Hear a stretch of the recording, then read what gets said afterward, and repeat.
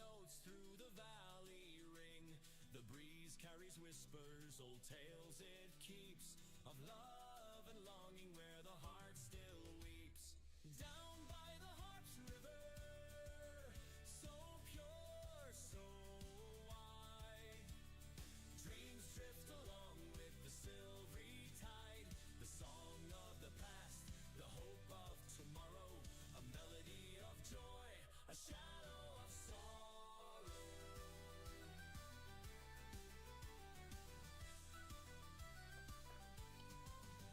Beneath the willow where the cool shade falls, the river echoes through the ancient halls. A tune so sweet, it binds and it frees. It calls to the hearts like the wind to the trees. Down by the Harps River, so pure, so wide, dreams drift along with the silvery tide. The song of the past, the hope of tomorrow, a melody of joy, a shadow of sorrow.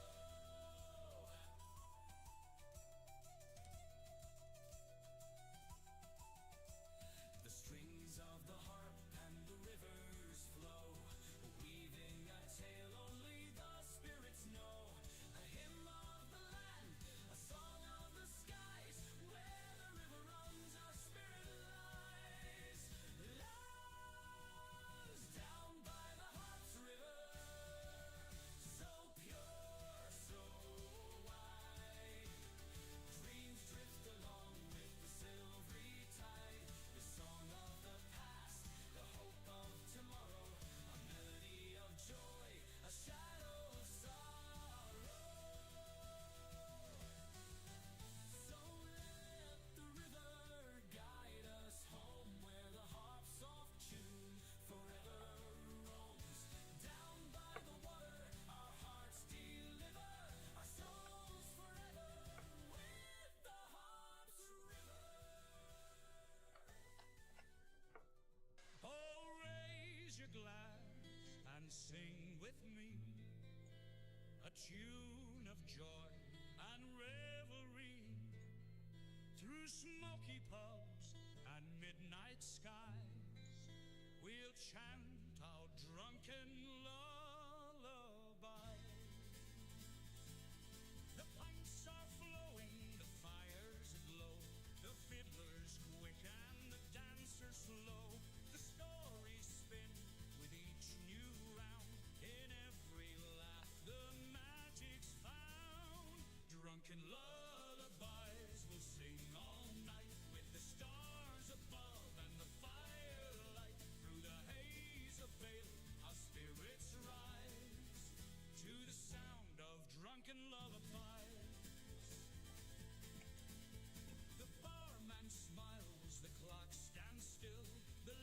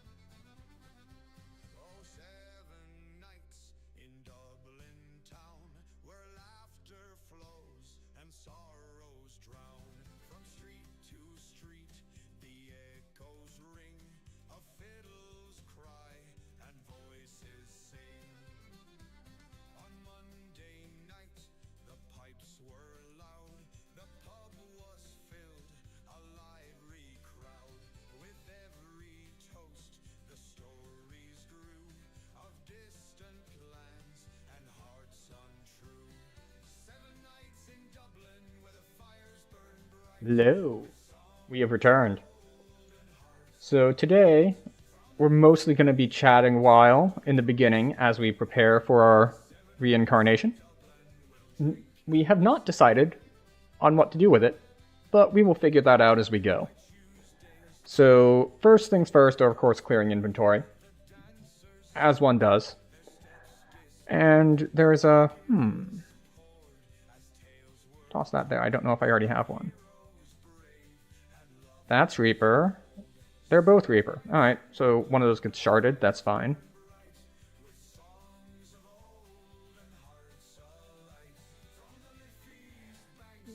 Most of this stuff I'm just ditching wholesale.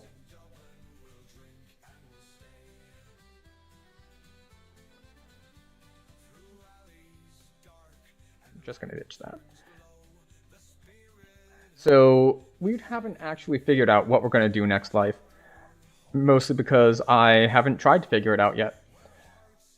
But let's see, we have an Evocation Impulse Wisdom Cloak? Is it worth stashing? We'll stash it. These are not. Even though they have Mythic on them, it's fine. Dwarven Commander, Intelligence, Quality Intelligence, Charisma Mastery, Quality I don't know. The thing about getting 8 Intelligence at level 15 is I have Sharn Rings to do that. And there's nothing else on here that's worth that much.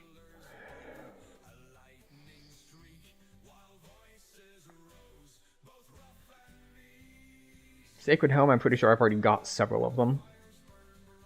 And then of course we have 3 different sets of Tinker's Gloves. Because apparently the Cannith quests are like, would you like Tinker's Gloves? We have so many Tinker's Gloves to give you.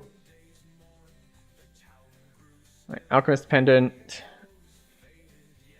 I'm pretty sure I already have one. Also, level 18 item with 6 Constitution on it. So apparently this one didn't get rescaled when they redid the scaling on that. Or it would be 9? Yeah, because you don't get 10 until 21. Right, we do have Chieftain, we'll lock that down. Elder's Focus, I have several of these already. I've got upgraded ones, we don't need more. Fanged Necklace. Alright, this one is actually good. So we will stash that one. Oh, this is an extra Epic Voice. Because we already have one.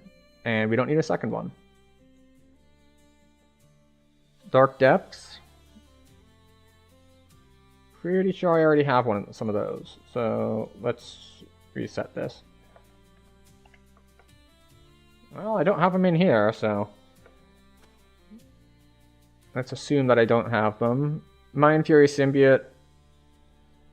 This is not worth carrying around for a clicky that gives you minus Constitution and 12 spell power for 3 minutes. It's just not worth an inventory slot, unfortunately. Now, the Mysterious Bauble, on the other hand, is a spell point clicky. We will keep that one around. Night Hags. They drop like rain, so we don't need that. And what is this one? This is actually interesting because I ran so many quests that I don't normally run. It's actually gear that I haven't seen before, or haven't seen in a long time. Healing Amp, Quality Reflex, Illusion, and Insightful Abjuration. No.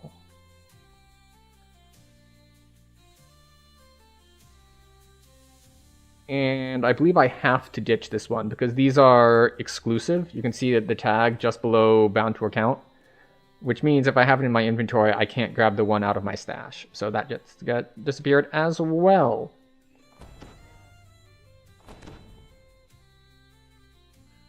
Right, what is this?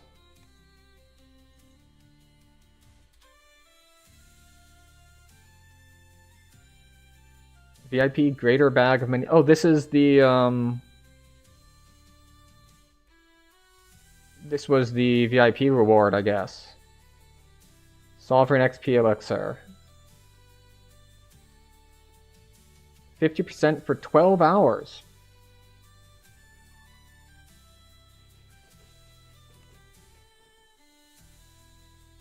Plus 20 heart, iconic. Okay, so the hearts up here are a scam. These are easy to farm in game. Like, especially iconic and epic. Like, those are so easy to farm. If you're like at cap, you get so many acorns. So the only good things in here are, of course, these three. I don't know how much. I've never used Discovery Elixirs that much. But a 12-hour big XP pot and a full respec heart are both pretty solid. I think I'm just going to keep the bag separately because claiming one of these doesn't actually give me any more slots in my bag because it would take up the same number because I don't have any of those already. So I now have 100 slots in my bank. What is this? Emerald Claw Trinket. Get out of here. What is this?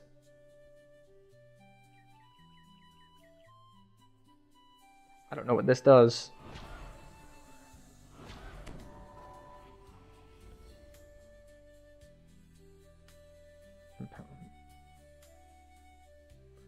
I think those are from the Reaver's Reach quests. Oh, right. I have an XP gem. Or Sentient XP gem. Where is it?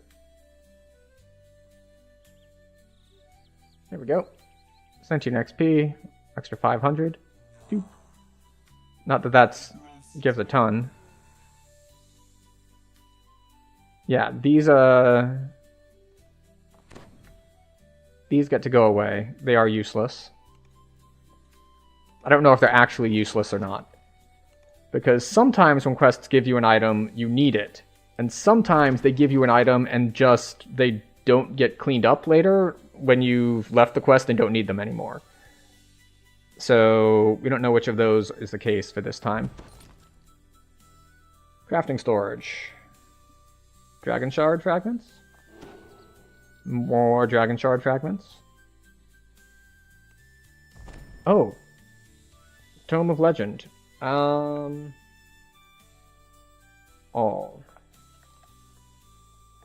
Tome. Tome binding.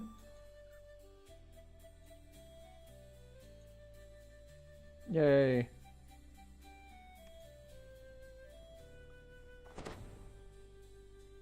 And then tapestry. Tapestry pouch. Shadow tapestry. Tapestry pouch.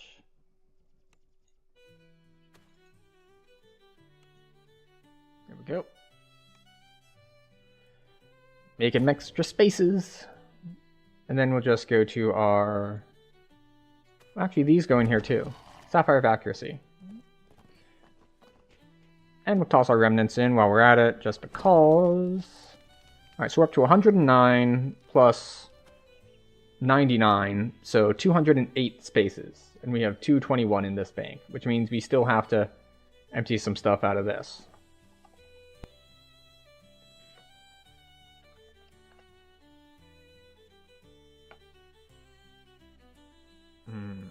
What do we have in here?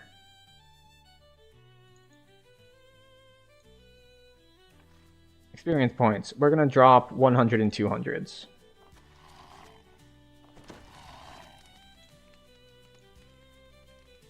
Which we don't have that many of, so it's fine. But let's see. We're going to go back to... Alright, well, we have a couple steps. One, we're going to go to the Hall of Heroes and Reaper shard some things, because we got some stuff with Reaper bonuses, so we're going to crunch those. And then we're going to see what we can do about going onto mules and pulling stuff out of the bank. Are the other dudes not here? Do I need to go to a different Hall of Heroes?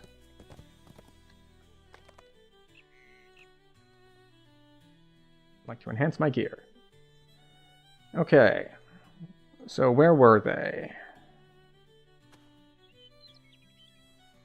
No. There we go.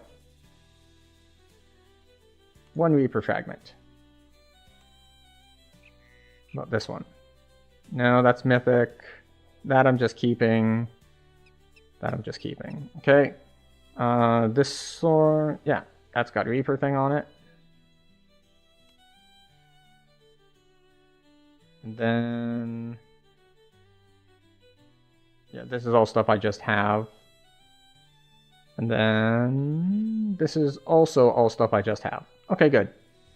So we only had 2 things to crunch. So we will go to... We'll go to the cavern, why not? So we can go back to the main towns.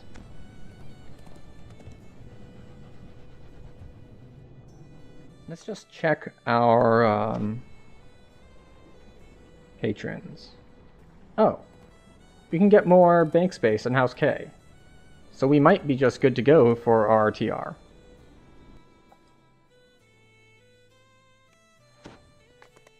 And we'll go ahead and turn in some other stuff, because I think we get other things out of it, like tomes and associated stuff there.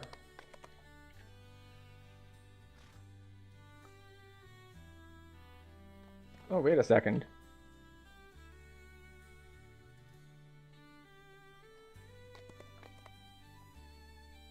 I think that's a level I don't normally get. Because I don't remember it being that expensive. I remember it being 20 and then 40, but it appears that if you grind a bunch of House K favor, you can get yet another upgrade for 80. I guess it's just not practical on most lives.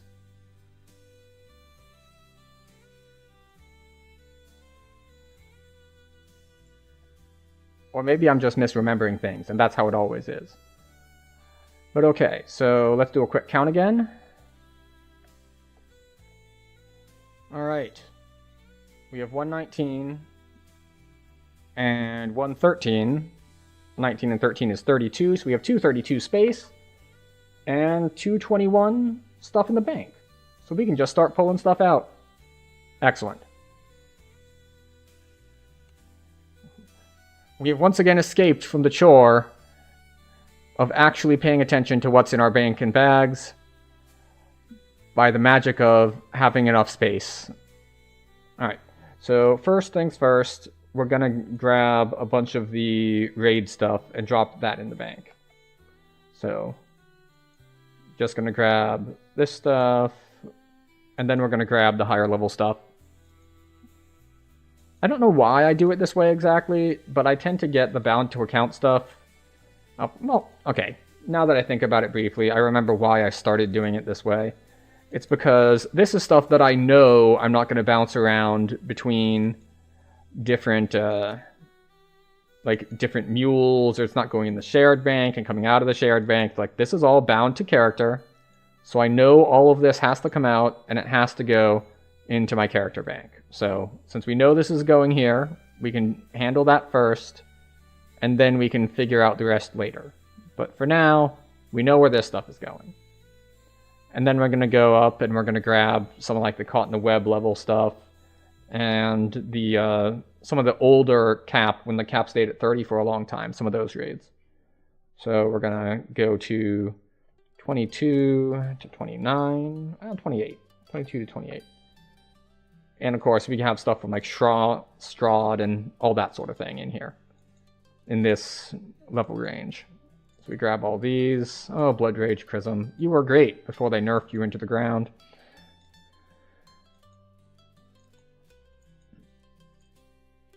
And Wall of Wood counts as well, because Wall of Wood is also bound to character, because it's from a pack that they were doing bound to character stuff in still, before like everything was bound to account except for raid drops. I don't know why that happened. That was not when I was paying a ton of attention. So, like, I wasn't actively playing at that time either, so I don't know the specifics on that. But I do know that it's not really a thing anymore. They keep bound to account stuff to raid loot at this point. Alright, now that we took care of that, grab some of the higher level artifacts. All the Dino Bone stuff. Actually, Dino Bone stuff is not all bound to character. I don't think. Oh, the boots, the boot artifacts are bound to character because they're minor account, because they are minor artifacts.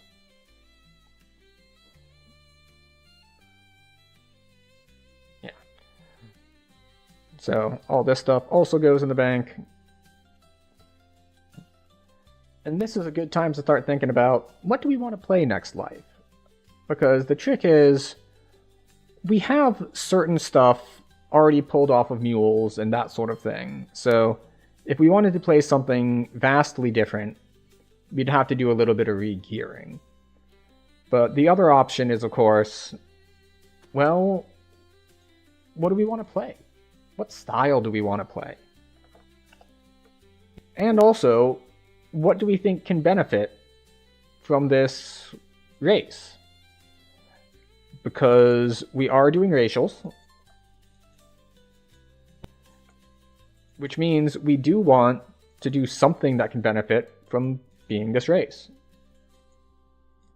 So let's take a look at that real quick. Once it stops being mad at me. Okay, so what do we get? Well, we get rages. We get casting while raging. We get max hit points. We get wisdom if we're this kind of shifter. You know, we get constitution while shifting and raging. We get rages lasting longer. We get some threat stuff.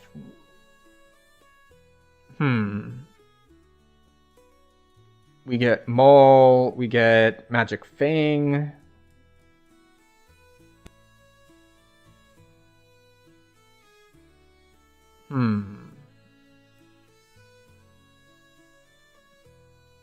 So it used to be that you would do this with Cold Druid because there's a thing from the Wolf Tree, which we do have, which I think it's here.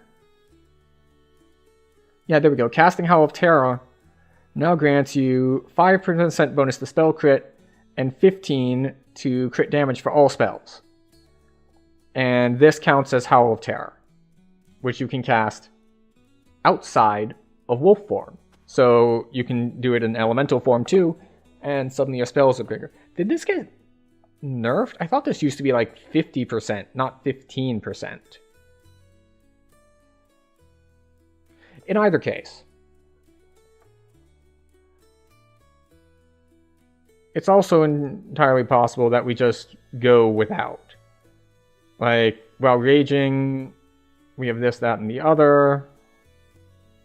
This is lesser displacement and temporary spell points. This is extra threat generation, PRR, and quality to max hit points. So we could just go Barbarian and take the raging bonuses and take...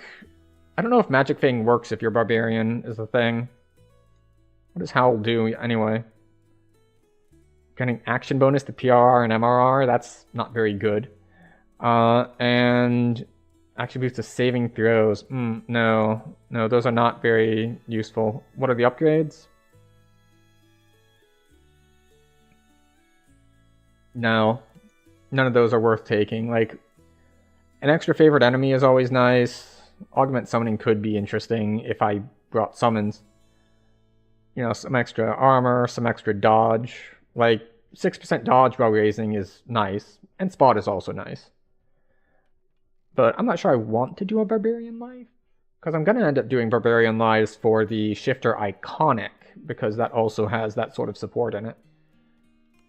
That said, we can get back to pulling stuff out of the bank.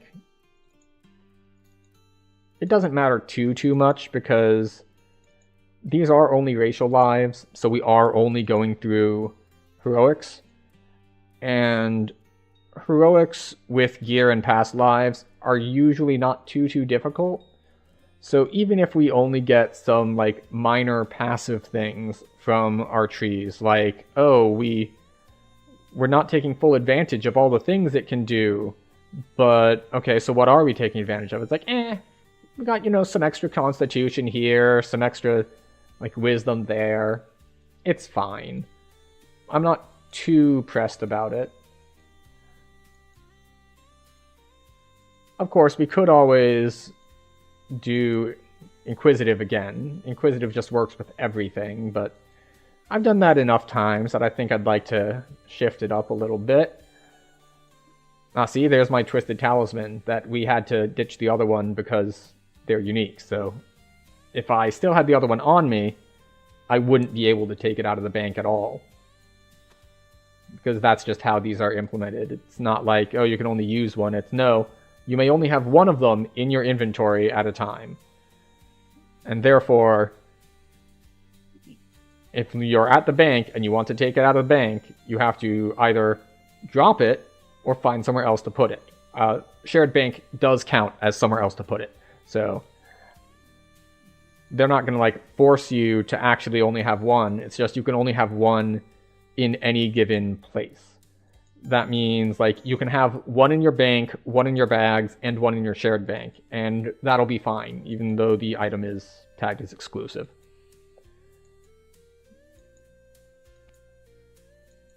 So I think we're going to not decide ahead of time what we actually want to level as. I think we're gonna kind of shoot from the hip during character creation screen to see what we want to be. Because quite simply, a lot of the gear that we'll be wearing is the same for all of them. Because a lot of the gear is defensive stats. Like, something like the Dire Bear Belt. It's like, okay, we have natural armor, we have constitution, like, just stuff that every class is going to want. And then you have different weapons for, like, casters or melee or ranged or all that. And then you have all the stuff around your general archetype. Whether you're trying to get hit and damage, whether you're trying to get spell power, spell crit, and all that. And then you have the defensive items that stay the same, plus whatever your main stat is. Main stat is just another one that you have to work in somewhere.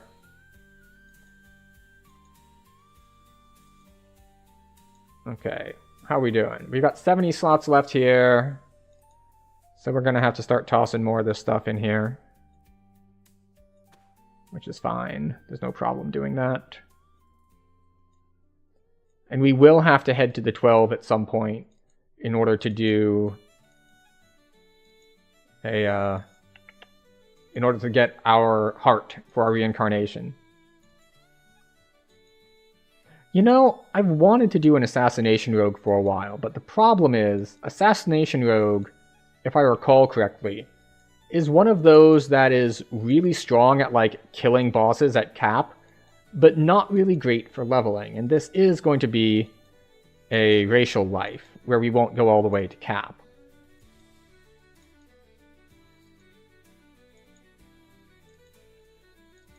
Alright, so we have hit another trove of artifacts and raid drops, so we're going to drop those into the shared bank here. Or no, the normal bank, not the shared bank.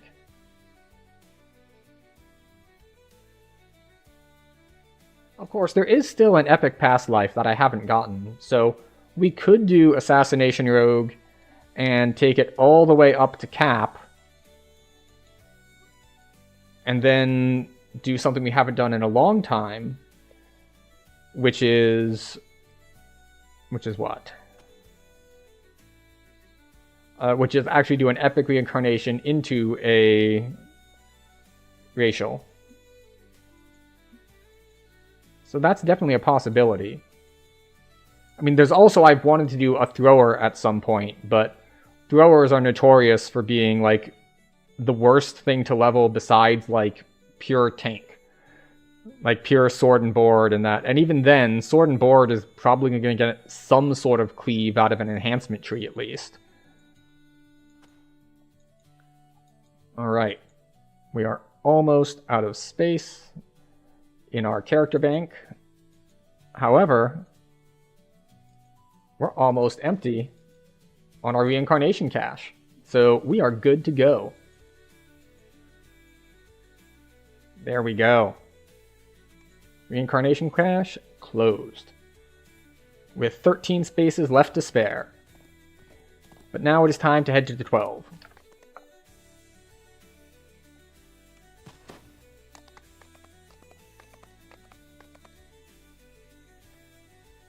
see. I think this is the fastest way, because there is an airship portal in the 12.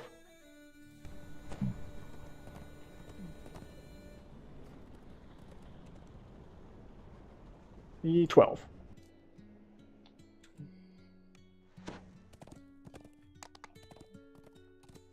Alright.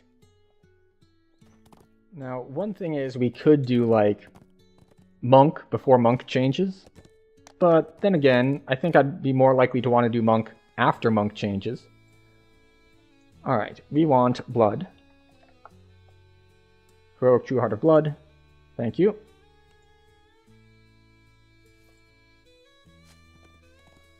Yes, I know I have unprepared spell slots. It is fine. We will be fine.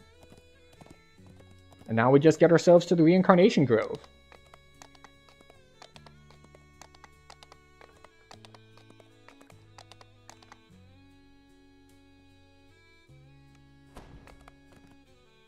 And then we're going to spend a while browsing classes when making our new character.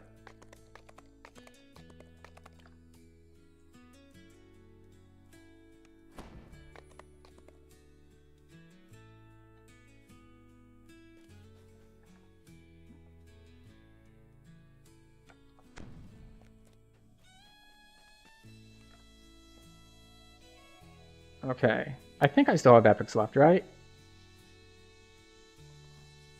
Oh no, I don't have any. Huh.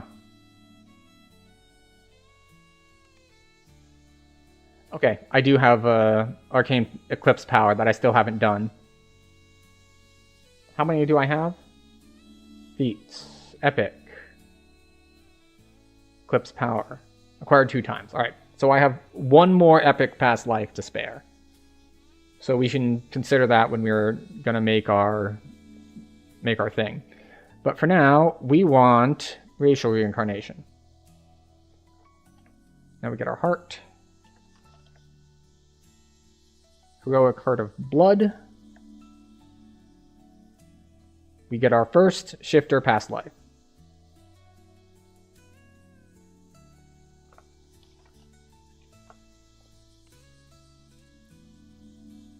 Alright. Log out.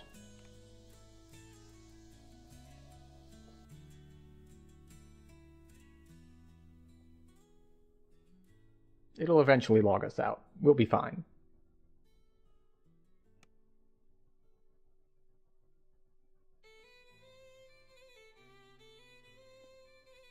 Reincarnate.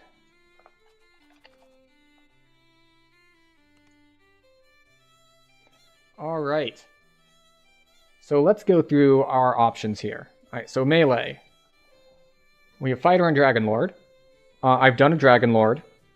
For fighters, I have done both of the primary types of fighters, which is two-handed fighting, and I have done a Vanguard before. So there's nothing that I haven't really done there besides maybe like a dual-wield fighter hybrid class sort of thing. Like, fighter can cross-class pretty well. There's Barbarian. Done Barbarian a decent number of times. I've mained, I think, I've gone T5 and I think all 3 of the Barbarian trees. So I don't think we necessarily need that. Paladin, you know, I haven't done Sacred Fist. So we might do Sacred Fist. That is definitely an option. So we'll have to keep that in mind. We'll pin that. Let's see. And then there's Monk. All right, so that's it. Let me pull up the a thing here. Properties.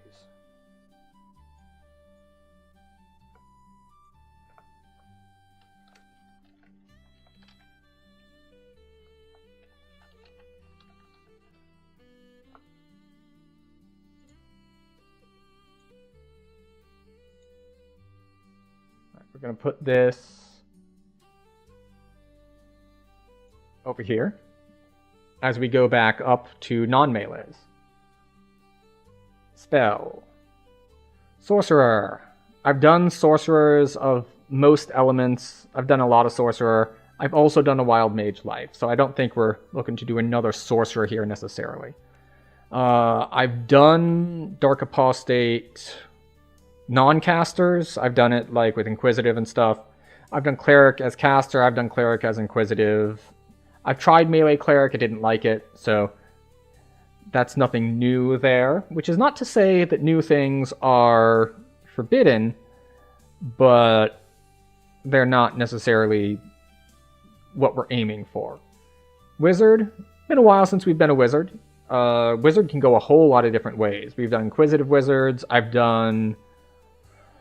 Well, that was technically an iconic life. I've done like Deep Gnome DC caster wizard, but those tend to be more, we'll say, end game focused. Like DC casting while leveling, you don't get a lot of good AoEs. So I've also done when they redid the force damage tree, I did one of those wizards too, and that worked out pretty well as well. Although it didn't scale in epics, it was pretty strong in heroics. Favored Soul, done a decent amount of Favored Soul. It's always an option since it's been a little while since we've done it, but we're not gonna like rush towards that. Druid, we just got off of a Blightcaster life. I don't know if I've ever done Wolf. We might try a Wolf Druid. I don't know how to build one though, but we'll add it to the list.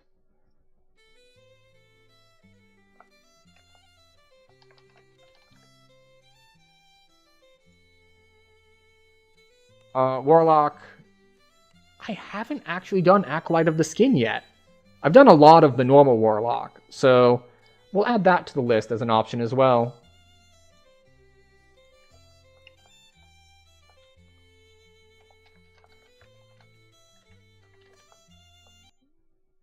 What?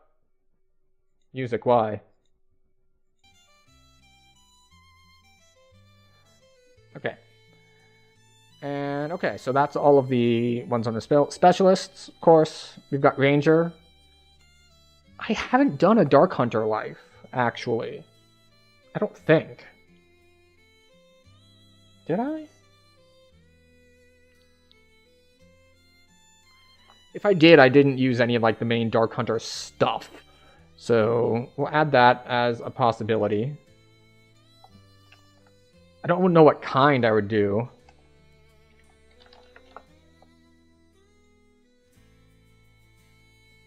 Like, I've done normal Ranger, I've done 2-weapon fighting Ranger, I've done, like, longbow Ranger, I've done a decent amount of Ranger, I've done elemental arrows, I've done a lot. So, that, Rogue, I've almost always done as ranged, mostly because there's only 2 real options here. There's Assassin, there's ranged, and then there's, like, the Ninja Spy tree, which is not very good. Wait, or is that the Monk tree? That's not very good. In any case, we'll add that one to the list as well.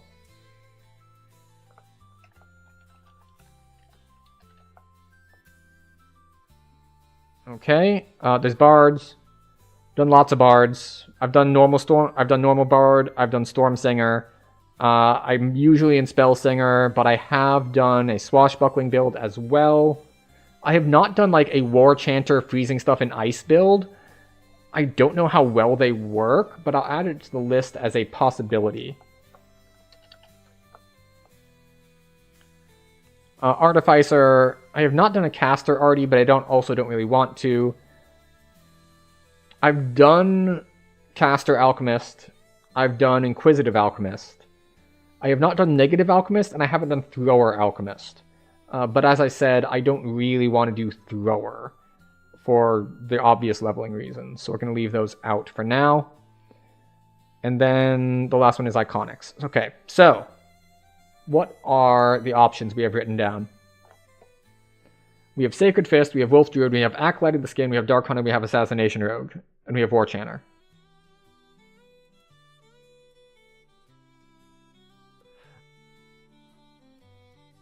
I'm trying to remember what the build would be for Sacred Fist. Because I know if you want to build it like powerfully, you cross-class it to pick up a level in Monk and a level or two in Favored Soul. Like, I know Monk lets you use your feat slots to get the stances.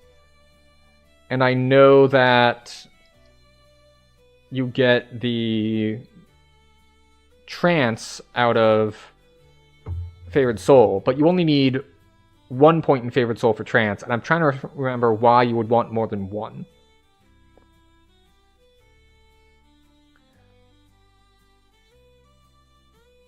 Acolyte of the Skin...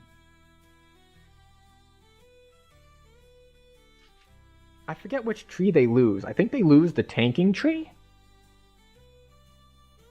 So, like, worst case scenario, you just end up being like, hey, I'm just a normal warlock who has a different pact. Let's build that out a little bit.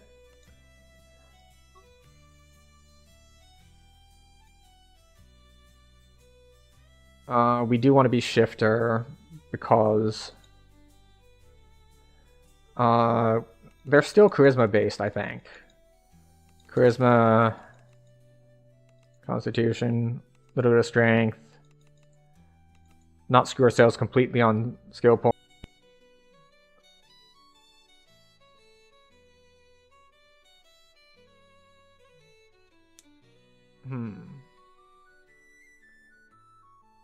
Okay. So, we are required to be Fiend Lock. Which is not necessarily a problem. I played Fiend Lock before. But that's just what I wanted to check, was our... yes, I'm fine with redoing those, it's fine. So, there was that. We could go Assassination Rogue, which I believe would be pure Rogue. We don't get pretty much anything, like... I don't even know if I would go Int or Dex. Probably Int because there's an... Alright, we might want to switch to the Builder.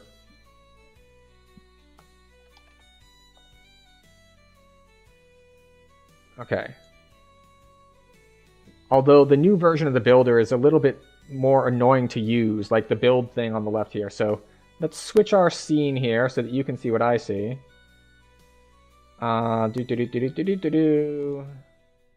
There we go. Everyone gets to be blinded. But yeah, this thing over here with like the different builds is a little tricky for me to figure out. All right, so we're just gonna come here and we're gonna say, all right, add build. All right, so if we want to go Assassination Rogue,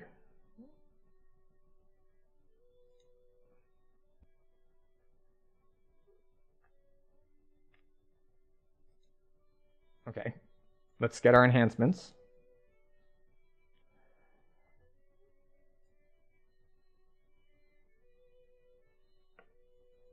Alright, so Mechanic doesn't do us like any good. And Thief Acrobat does very little good for us either, unless we just want to use it for haste boost. So we want to grab Vistani, and we want to grab possibly Horizon Walker and Harper. Harper Agent. Okay.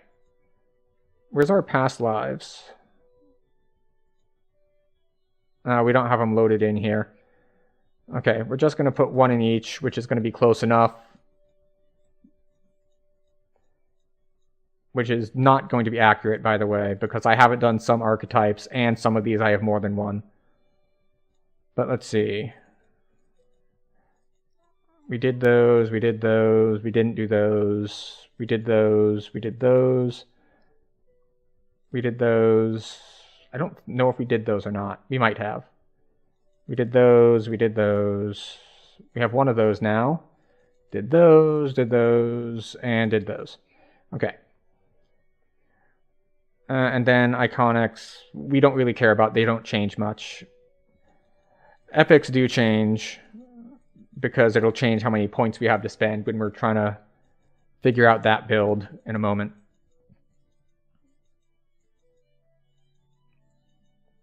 Alright, a lot of clicking. We have all the Tomes of Destiny. We have 2 inherent racial points. We have 2 of these, I think. Maybe 3? I think it's just 2.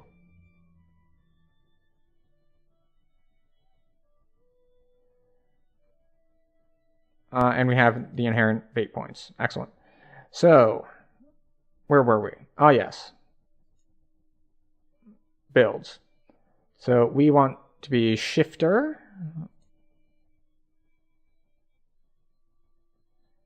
A lot of errors in this feed. Past life has incorrect amount vector size. Stacks present are 6. It seems like it's saying I have 6 past lives instead of 3 in each of these, which is probably a bug. In any case, so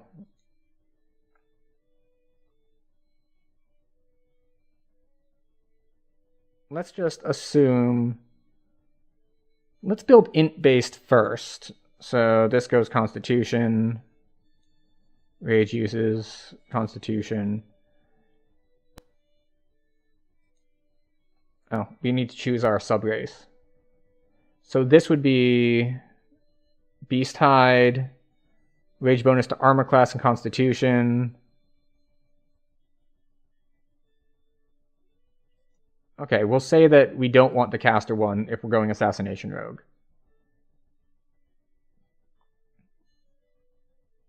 And we will need at least a minimum amount of dex. Can I...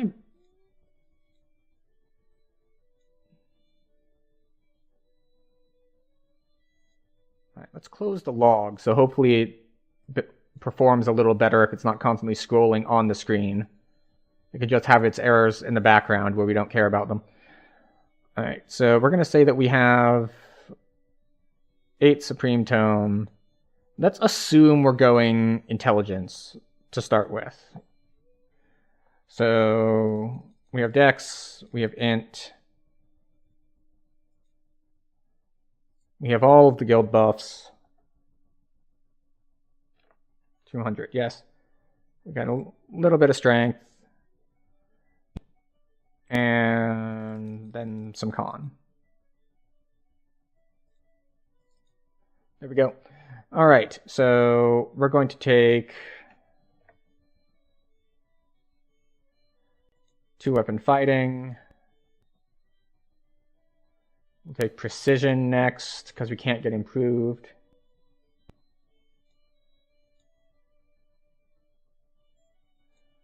And that's partially because if we go power attack, we can't rage. Wait, no. What am I saying? You can definitely power attack while raging. In any case, we cannot do improved 2-weapon fighting yet because we don't have the base attack bonus for it. So we will get...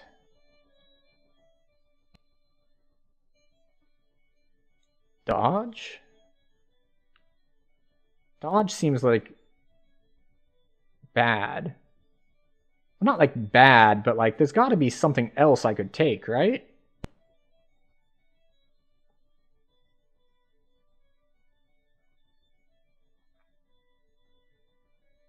Maybe this is where we take like Nimble Fingers or something to enable something later on in the epic trees. 9. Improve two-handed. We will take Opportunist. We'll take Improved Crit Piercing. We'll take Slippery Mind. Take Greater. Let's see, that's not that useful. I think Defensive Roll gets buffs somewhere, but we'll take Improved Evasion for now. And then... I guess mobility? We have flexibility here. We'll drop mobility in for now. And then I guess we'll get defensive roll last. Like, we could grab skill mastery or crippling strike, but we'll grab defensive roll for no apparent reason. And then, of course, we have overwhelming critical here.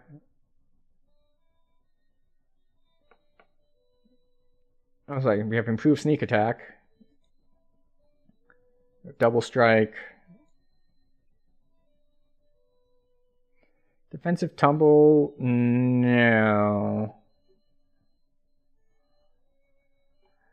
Eerie aim is probably good. I think patience is also good, but we'll see. Crush weakness is probably good. Elusive target is probably good. First blood is probably not good, even though it does have the something. Let's see. Perfect 2-weapon fighting. And then, let's see. There's so much stuff in here that is actually worth taking now. Oh, there we go. Overwhelming critical. Come on. Like, patience is probably good too, because I think we're going to have a high crit range, but we'll look into different things. So, channel power, no, that's not what we want. Crush weakness might be good. I don't think we can be... Well, I guess we can be a lawful rogue, but I'm not so sure about that. Like, Harbinger of Chaos is just always nice. But there are probably better things to take here. So, let's see. Lightning speed. This is where we get our patience, I believe. There we go, patience. And legendary, we'll go ethereal. Ghost touch, lesser displacement. Sneak dice. Melee range power. Just generally good stuff. Alright. Okay.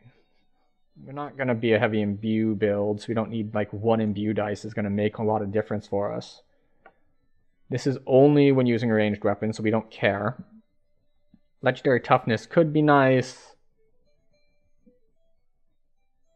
Like, it's not the worst. 100 extra spell points. But if we want to go for damage, I think we're stuck with Crush Weakness here. I mean, Deific Warding isn't terrible either, but...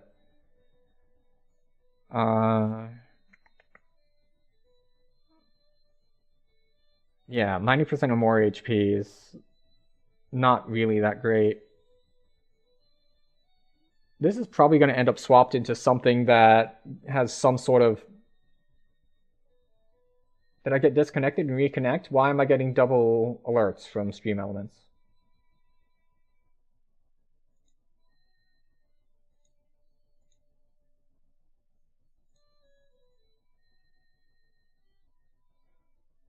Oh, because I think we came back from ads or something.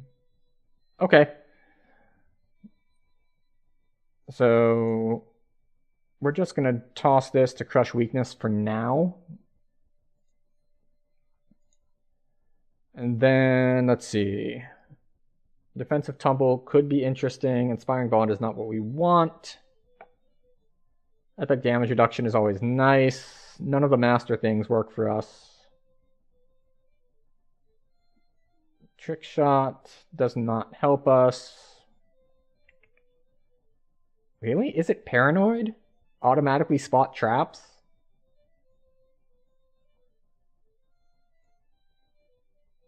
I mean, I could just grab Blinding Speed for lack of a better thing, or Epic Damage Reduction. Screw it. We'll grab Epic Damage Reduction. And then this one... I don't think we're going to have anything to trigger Arcane Warrior, and I think we might be out of DPS boosts, besides, like, maybe First Blood. Like, Legendary Aim doesn't help us because we're in melee, and we don't want to take a specialty. We could take Titan's Blood, or Wind Through the Trees. Titan's Blood is probably decent. Alright, so that brings us 2 points, which is what we probably should have started with. So Assassination...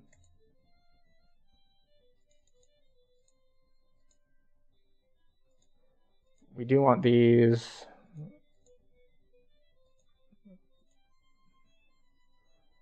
Okay. I think we want at least one of these. If it's undead, it becomes vulnerable to poison, on Vorpal paralysis.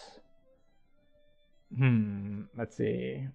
Wisdom damage and Shatter Mantle, Constitution, and on Heartseeker, minus 5% hit points.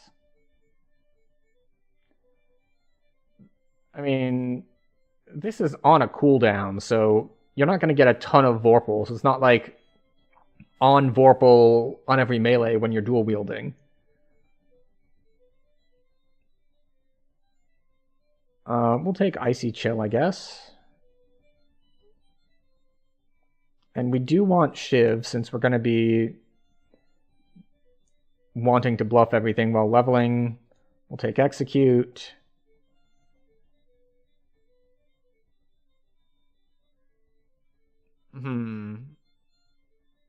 Alright, so if they're marked, they lose attack. We don't really care about that. We get more sneak dice. Alright, so we get improved critical. This is unholy damage and blind. Skills with a lot of melee power. We have 5 more points. Alright, so we're assuming int based for now.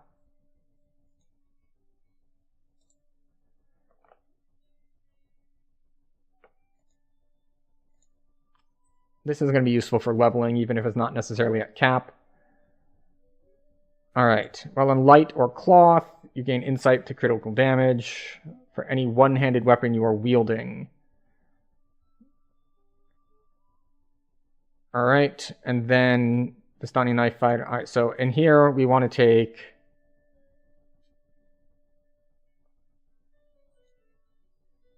Knife Specialization, Max Dex bonus, and we want to take all 3 points in this just for the 25% to health. That's why we really want the mark. Plus 10 damage is a lot. Assassinate. This is a very expensive tree.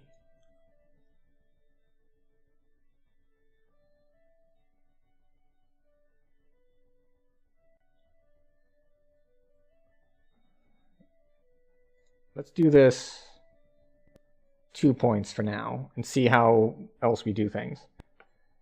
Alright, so we do want to put these points here because that's 20% move speed. And then I think we want to skip this. There was something at some point about the Vistani style actually making you attack slower, but I don't know what that's about. Alright, so we want rapid attack. We will take Miststalker, deflect arrows, haste boost, quick draw, double shot and double strike,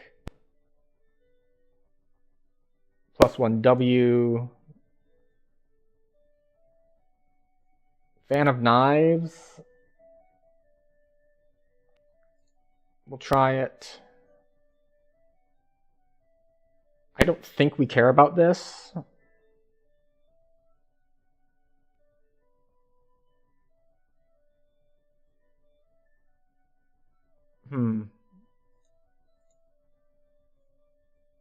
Put a point in this. Alright, so this is competence to multiplier with daggers, kukris, and throwing daggers, and competence to range. This is that, but better, I think? The question is, like, if we're going up to 31 points, then obviously we need to get this. Like, it's not an option. All right, so we get more double strike. We get more damage. We get offhand strikes. And let's see, we're going into Harper because we're doing int.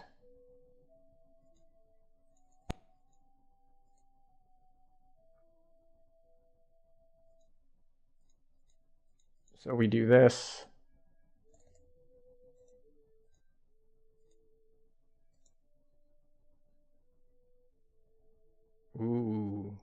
We're just short.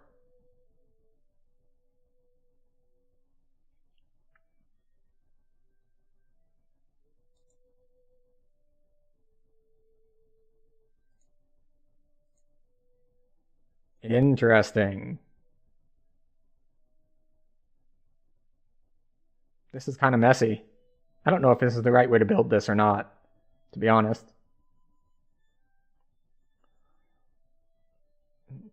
Like, only having one thing in Measure the Foe seems like it's going to be rough. Like, we can drop 2 damage. This costs 2, this costs 2, this costs 2. Oh, this only costs 1. So, like, if we want to drop 2 damage, we can go full Assassin's Mark. So it takes 5 seconds instead of 20. So there's that. And then we come over here, and what are we filling out? We want our rages to last longer. 12 PRR while raging. Yeah, that's worth 3 points. Makes an attack similar to Maul. Extra 2 W, but our W isn't big because we're using daggers. We don't really want to intimidate it, though.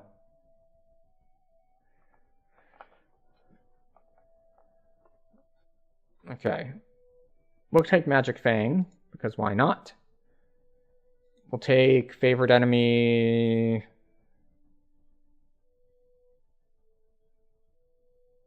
Fae? Vermin? Plant. These plants are annoying to fight.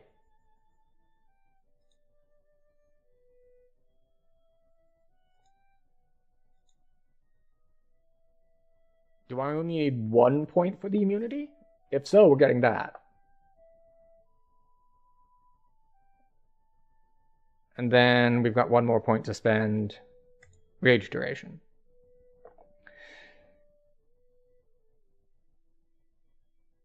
Oh, I hadn't heard anything about it being bugged, so I don't know. So right now,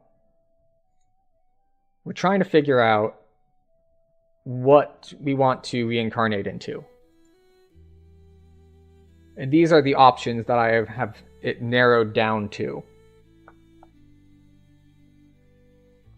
Because these are things I don't think I've done.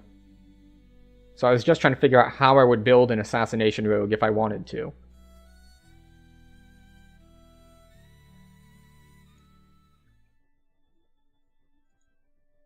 But, yeah, I don't really know how to do it. Wait a second. This is int to damage. This is only int to damage with crossbows and thrown weapons. This is... I think I got dex to hit and damage here. Yeah. Yeah, I have 20-something points in Vistani. 3 in Thief Acrobat for move speed, and then Harper for trance and hit and damage.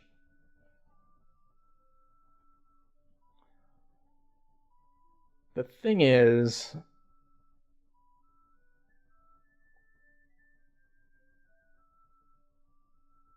I don't know. I don't know what the thing is.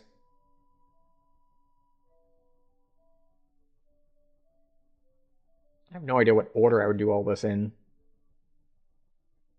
I'd probably rush int to damage.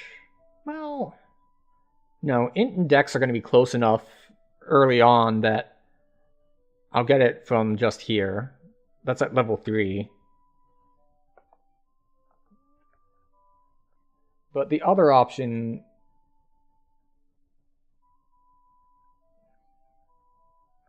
Ooh, okay.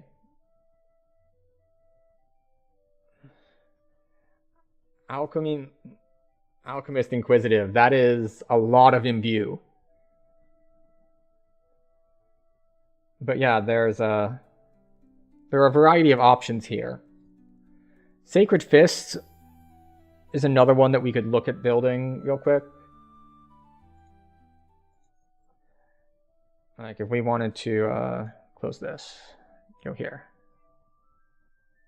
as it implodes. Okay, so this would be Sacred Fist.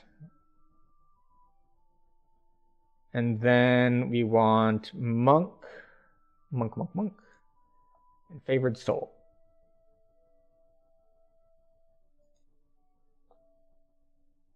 So assume we take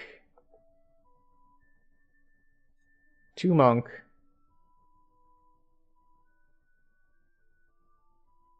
and 1 Favored Soul.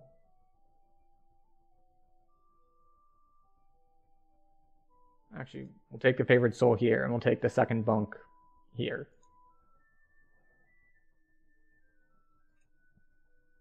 And we would take... Well, Wild Shifter has minus to Strength, but plus to Wisdom and Dex, so... It doesn't actually matter, because we're going to be Charisma-based. So we'll take Wisdom and Dex, that's good for Monk. And... This is a Punching Monk, so we would need Dex for the 2-weapon fighting feats, and we need Charisma for our main stat, and then we get some Constitution, a little bit of Strength, and have no skill points at all. Okay, so this is +8 Tome, this is all Charisma, and then for feats, we get 2-weapon fighting, 2-weapon fighting. We're going to select follower of... I don't think it matters. Warhammers, sickles, quarterstaves. Quarterstaves, sure, why not? 30 at 23. That is a lot. Especially, well, it depends on... Now, 23, you've unlocked your tier 3s on the... Yeah, you've unlocked tier 3s in Epic Destinies. So that really depends on if you're using a big sentient weapon yet or not. Like, if you're not, that's a lot. If you are, eh.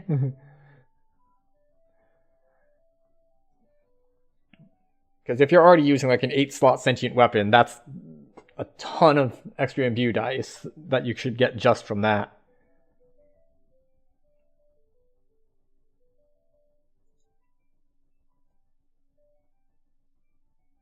Okay, what are we looking for? Power attack, probably. Because it doesn't uncenter us or anything. And then we get adaptive forms.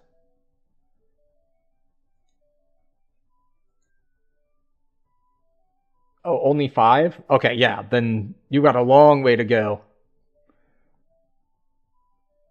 Alright, do we have improved... Alright, there's improved 2-weapon fighting. Where's one? Improved critical bludgeoning.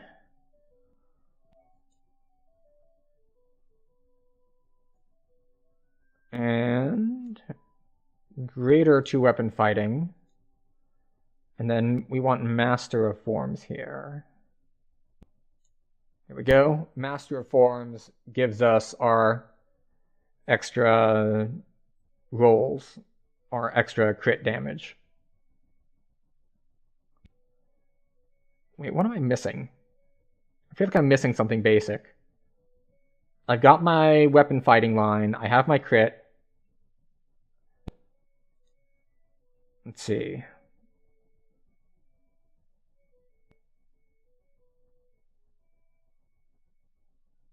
Like, Swords to Plowshares doesn't help. Oh, it does help hand wraps. There we go. I wasn't sure I needed Swords to Plowshares or not. Alright, so we get Swords to Plowshares. We get improved martial arts. We get double strike. We get eerie aim. I don't think we get crush weakness here. We don't need perfect 2-weapon fighting because Fist's already double strike. So we can get Holy Strike maybe? Like, this one's pretty open. We can get a pierce on here. We'll just toss in Crush Weakness for now. And then there's Epic Damage Reduction, which is nice. We can also go down here and grab Overwhelming Critical. Overwhelming Critical is good. We can grab Embodiment of Law. Since we are lawful good, we get a little bit of defenses and some imbue dice. We also come here, and here's where we get Patience for more crit multi. And we'll just go with Astral Plane, Ethereal Plane, because that's our standard for builds that have sneak dice, or really any melee build. Alright, we can get Deific Warding, we can get Elusive Target. I don't think we're going to have anything that can trigger Arcane Warrior.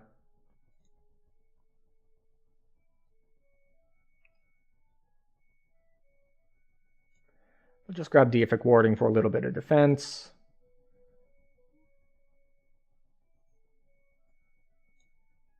We don't need Paranoid Ruin, Trick Shot, or Watchful Eye. So I guess we'll just grab... Like, we could grab Defensive Tumble. Or Epic Damage Reduction. We'll grab Epic Damage Reduction. And then... Since, once again, I don't think we have anything here that can increase our damage besides one imbue dice. I think that we can grab either Harbinger of Chaos for just 2 Double Strike, which we don't need because we're... Well, no, we're Fists. It all depends on if I'm relying on imbue dice for my damage or if I'm just trying to punch hard. Like, it depends on how much I'm trying to lean into imbues versus just straight melee power. And I don't know which way is the right, quote-unquote, right way to do Sacred Fist, since I haven't done one before. We'll grab Titan's Blood. It's a good filler thing.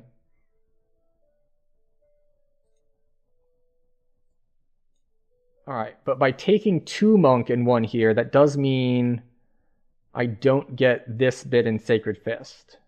So I do lose an imbue dice for doing that.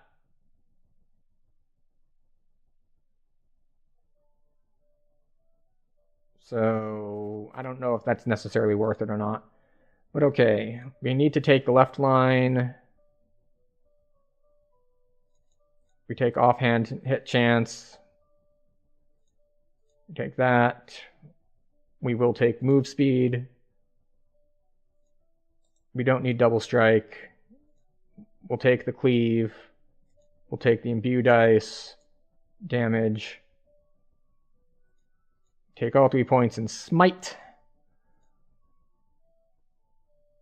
I don't know if we need deflect arrows here, or if we can get it somewhere else. Alright, 15 PRR for 3 points is good. Alright, and then we get lots of damage. And we don't care about this. That's our hit points.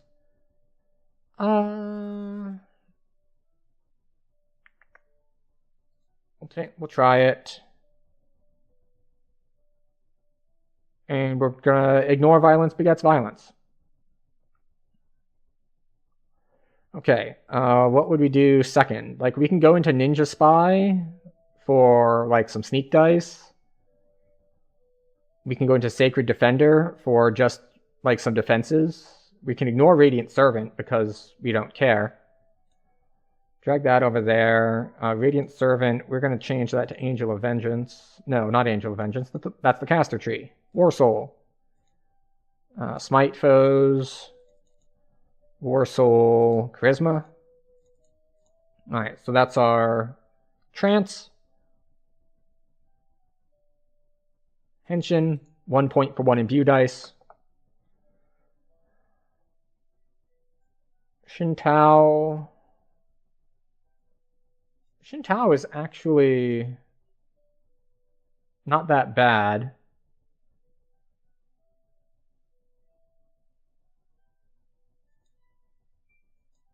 Can't grab that. We can get offhand hit chance. But we don't have 3 levels in monks, so we can't really do anything else besides if we wanted to do this sort of nonsense and just have like a ridiculous amount of PRR at like level what do you need to get up to here? Like level 7, just plus 35 PRR. And we can get like some monk strikes, but I don't think that's probably worth it. We can like ninja spy stuff if we wanted it. We can get reduced dread if we wanted it. But I don't actually know where else the points go. Like, obviously we can come in here to Sacred Defense and say, okay, we're going to get more defenses. Just more defenses. So many defenses. Actually, we don't need max dex bonus because we're going to be in cloth.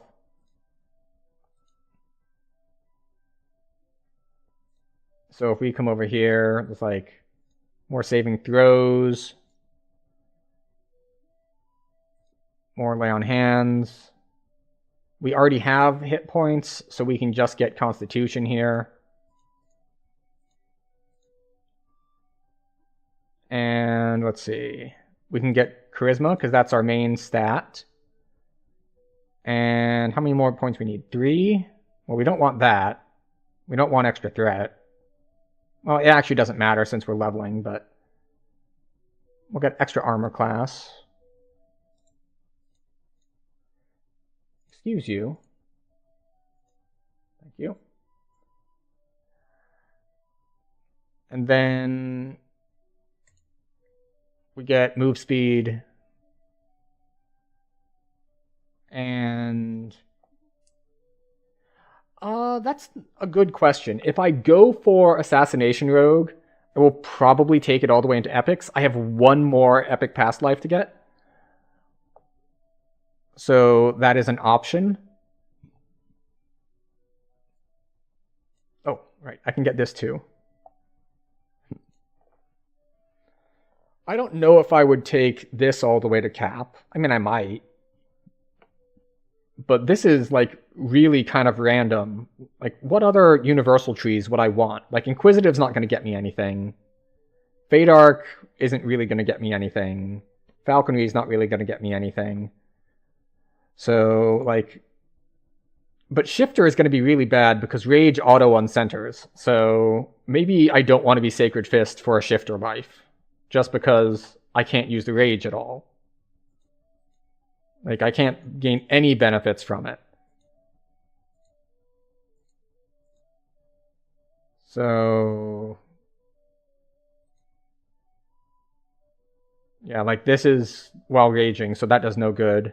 This is just natural armor, so we can grab that. And this is cast while raging, but doesn't say it keeps you centered. 1 point gives attack and socials. That's true. Alright, we're assuming favorite enemy is working. We'll say plants. And more natural armor. So, like, this is a possible layout, but now that I've looked at it, I think we can cross Sacred Fist off of the list. Just because I'm fine not getting much from my race. I don't really want to do a build and a race that actively counteract each other and prevent each other from being used. So this is not going to be for Shifter. Except, what other races do I have left? Is this my last set? No, I still have I have Eladrin, which Eladrin's not going to help Sacred Fist much either, but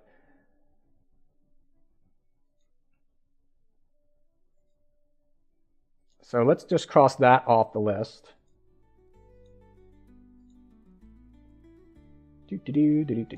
Alright, so we're going to take Sacred Fist off the list.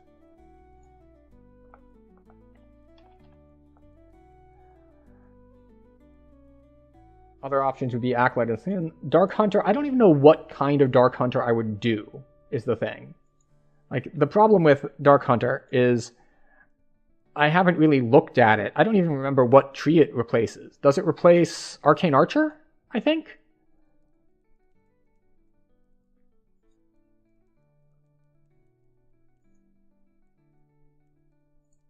I think it replaces Arcane Archer, which means what you really end up with is just a Tempest Ranger. Oh, that's right. They have the seasons thing. Okay, so let's look at Dark Hunter. Oh, wait, I need to shift you over to actually be able to see this. There we go. So, Dark Hunter. Let's just reset this for this build. Would probably be what? Strength-based Tempest kind of thing? Okay, so you get defenses, you get sneak attack stuff. What is this? You get a wolf. You get PRR from having your wolf out. And it gives you passive hit points for just being in it, so that's fine. Toss a smoke trap. Okay, sure. More sneak dice.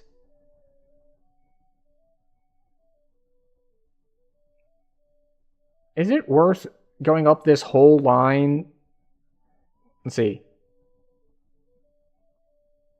Let's see. Nothing for me. We get imbue dice.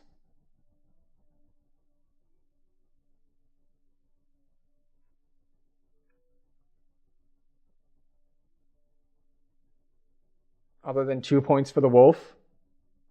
Well, let's look where else we can spend our stuff. We'll take a sprint boost. Sprint boost is very nice.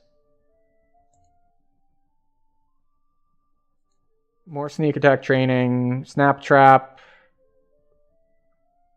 Pretty long route on an assassinate DC. We have assassinate DCs. There's not a whole lot else here to put it in. Oh, imbue. Alright, so there's an imbue thing.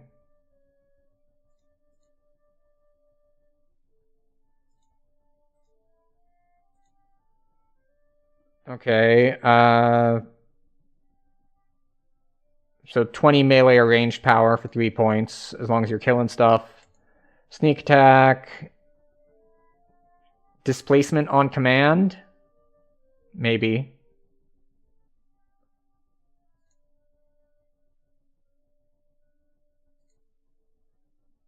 Alright, so that's 10 double strike. You camouflage and camouflage mass spells also grant 1 PRR. 10 PRR? Really? That's it? Don't care. Assassinate on sneak attack. Attempt to assassinate. But the Dark Hunter. Stealth melee assassinate attack. So it has to. So this is assassinate. If it's an enemy type that is favored, that you could have as a favored enemy. If it's a different enemy type, or it makes its fortitude save, it gets a debuff, and you do a lot of bleed damage. Though not that much bleed damage. Not impressed. And you get either 1 to crit range or 1 to multiplier. Either, not both. And then here's the hit points. And just a flavor thing for seeing in the Underdark. Oh, you didn't... Sorry, I kind of misread that. Not just you didn't go up that trail, but you only came over here and were like... I would like 1 wolf, please. Thank you. And then you went just normal Tempest build. It's like, okay, yes. We get super deflect arrows. We get... We'll say sprint boost here and haste boost in another tree. We get the Tempest thing. We'll take PRR while dual wielding. We get more Tempest things. We don't actually care about that.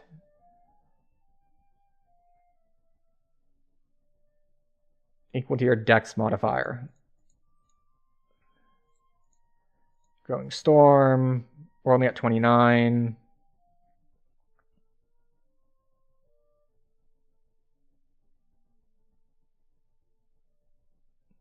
Boop. Okay. Then we get Tempest. Then we get Dance of Death because Dance of Death is great. We get Whirling Blades because it's good. We get this one because we forget to push our buttons, or this one because we want a thing. Because that is a long cooldown. We'll get the passive. And then, of course, we get our extra health. So that's 32 here. And then it depends on if we're doing Dex or Dex or Strength. Because if we're Dex, we want to go get our thing, our trance. And if we're Strength, we don't get a trance anyway, and we'll just rage instead. So that means we just go into Deepwater Stalker for like some extra sneak dice. And maybe some defenses. Like, we'll grab a point there. Drop that. We'll come here into Vistani for some like random stuff, including haste boost. More sneak dice. We get this, which is good. We don't need that. We don't need that. If we want to stay in, actually use evasion, but we don't get evasion. We might just get evasion in epics. Who knows? Where else do we want points? A little bit here. Sure, why not? Exposing Strike is good. And then we get favorite enemy stuff. We get Dex. Like, I don't know. Like, the problem with going into Dark Hunter is that there's not a lot of compelling stuff in here. Well, obviously, if we can take our points out of Vistani, actually. And, here, let's just put this in for now while we switch this over.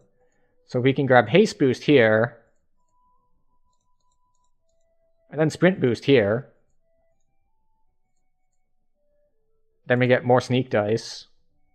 And then how many points do we have left? Not a ton, right? Yeah. Yeah, it requires medium armor, so no evasion. So we could grab... I mean, we could go here just for, like, Imbue Dice. Imbue Dice, Auto Search, Sneak Dice. What's this?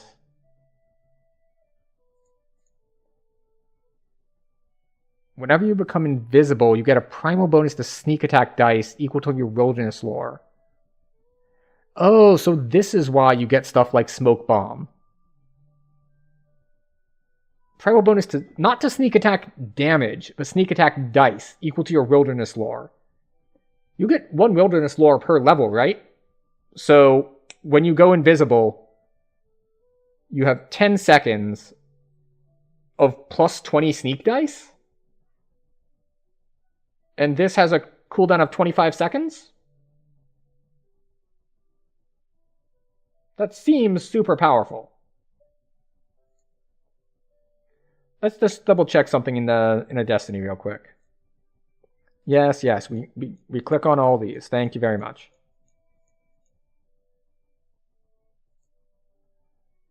Show me Shadow Dancer. Leaving your corporeal form behind. While in this form, you are considered sneaking and invisible regardless of what you do. So, if you're a Dark Hunter, and you use this epic moment, for the duration of this epic moment, you also have plus 20 sneak dice. That's a nice boost to damage while you're in your epic moment. Of course, it means you have to be T5 Shadow Dancer, but...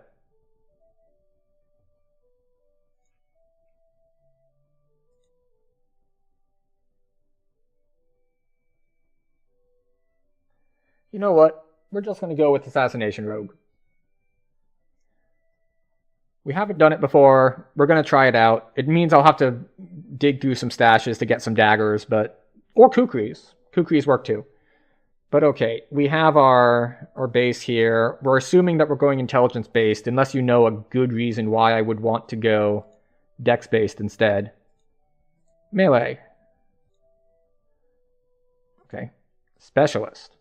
Rogue. Still want shifter.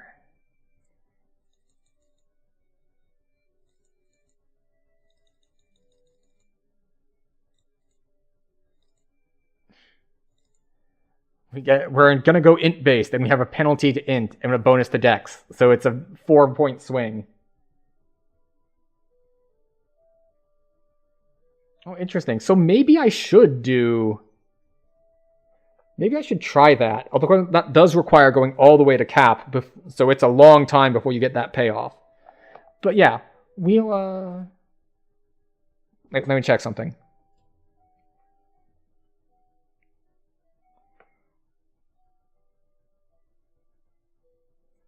I do have, I think, one Shadar Kai life left. And I could do Assassination Rogue on that. So I think that's what I'm going to do. I think Shadar Kai... I think I'm going to do the Dark Hunter, because I can do the Assassination Rogue as Shadar Kai. Alright.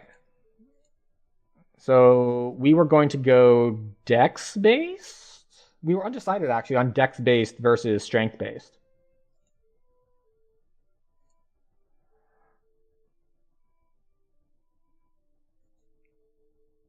Because let's see, the feat, the rage doesn't actually give strength, it gives like constitution. But the other rage gives dex. So I guess we're going to go dex based. Okay. Which means we don't really need int, but it does mean... Alright, let's see if we can move our points around a bit here. Oh, we're on the Assassination Rogue one. Let's go Dark Hunter.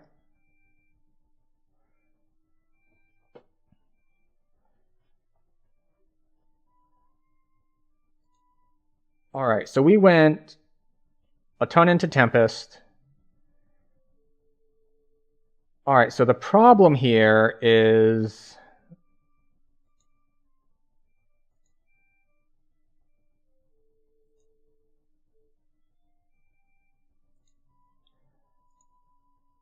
that if we want a trance, we need to go 13 points into Horizon Walker. Which means either giving up Exposing Strike, or actually if we want to actually use Smoke Bomb and all, we need to actually put points in here as well. So I don't think this really works at all. Maybe? Alright, so assuming that we're locked into 42 Tempest, we're going to say that this is worth more than that, because that is one sneak dice, and that is a lot of sneak dice 40% of the time. No, 50% of the time. We could also like take a point out of this, because we don't necessarily need it, but this would mean that we're either giving up Exposing Strike and 3 sneak dice in order to get our trance, which might be worth it. We can figure out the details of how we want to split points later. But we can just say we're going to do this for now. We don't care about the bow attack. We'll take +3 to attack. 3 to attack and 1 to dodge. 3 max dex bonus when wearing light armor doesn't help us. Extra reduction in... No, that doesn't help us either. Longbows and short bows attacking.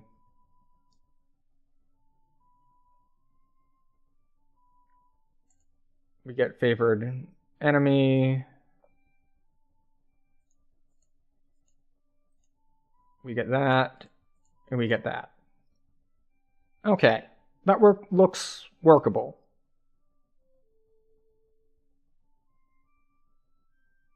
Probably. Okay. Back we go.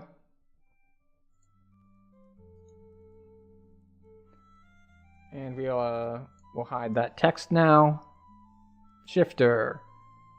We want to go dex-based. But we actually do still want a little bit of int because we are a trapping class. So we don't want to be too dumb.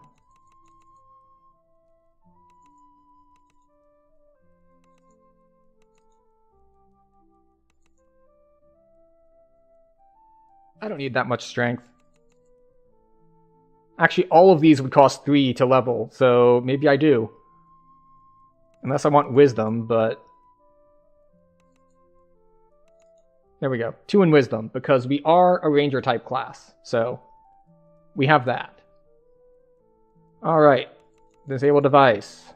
Open lock. Search. Spot. Swim. Jump. Let's see. Tumble. UMD. Perform. And...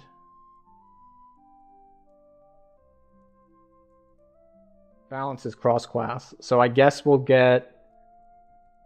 Are any of the socials... Let's see. Bluff, Diplomacy, and Intimidate are all cross-class. I guess we'll get Heal for positive healing spells. Alright. We do want... Wait, let me just double check something. I don't want to get 2-weapon fighting if I get it for free. We want Dark Hunter. It is Variant Ranger. Let's see. Favorite enemy, Wild Empathy, Bow Strength, Medium Armor, Proficiency. Alright, so we get 2-weapon fighting for free at level 2. We can improve 2-weapon fighting. We get...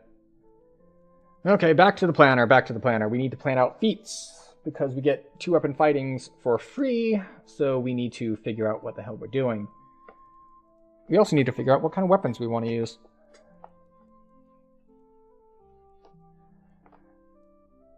Okay. So yeah, we get greater 2-weapon... We get all of the 2-weapon fightings for free. Which means we don't need this.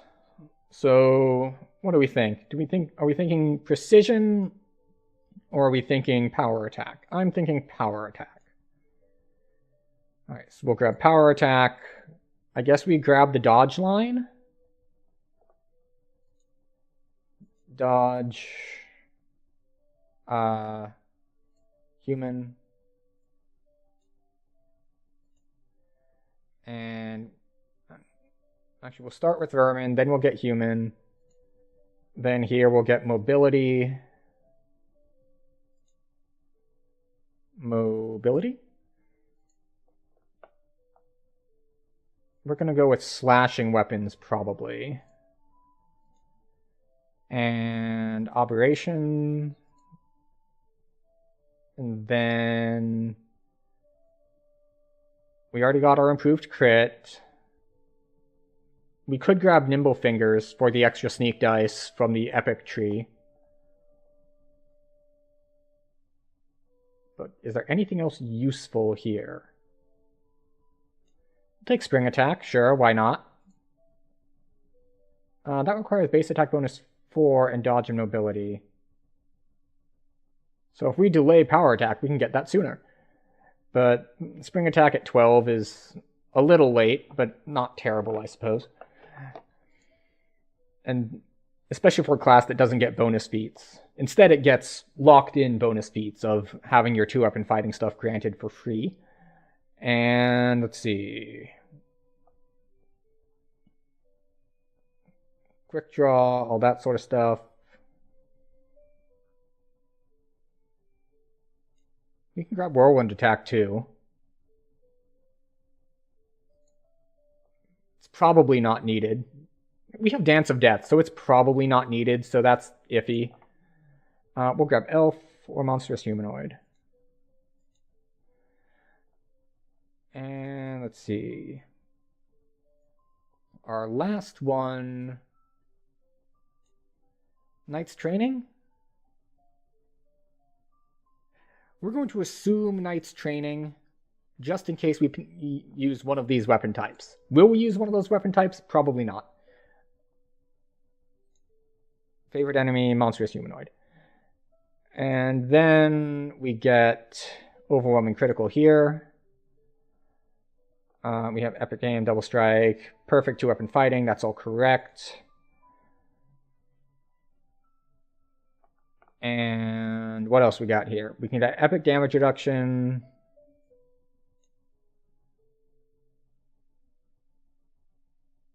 Paranoid patience. And Harbinger of Chaos is fine. Do we have an imbue? We do have an imbue. It's not a very good one, but we have it. So let's say chaotic neutral.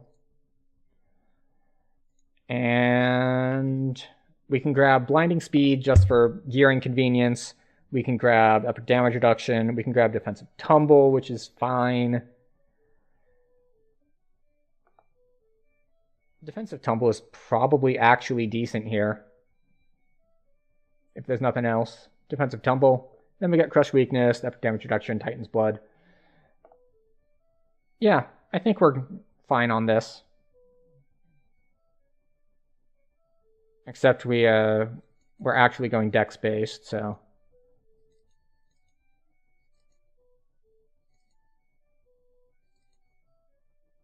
So we did this. And then we go all dex. This build is probably not going to perform as expected, but we're going to work that out. So we're going to bring power attack level 1.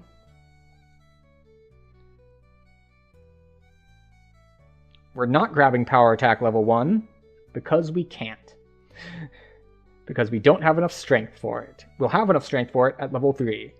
We are grabbing dodge at level 1.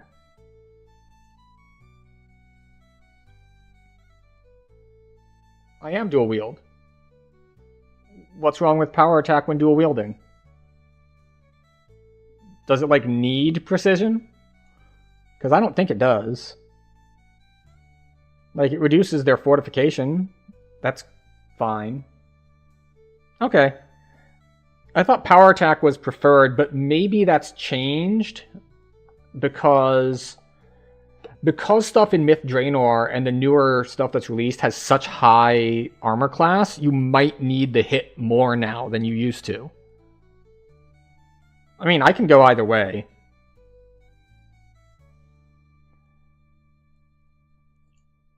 Let's see, and we want, let's see, this is armor class and constitution and penalty to wisdom. This is dex and wisdom, and we're dex based. Yay.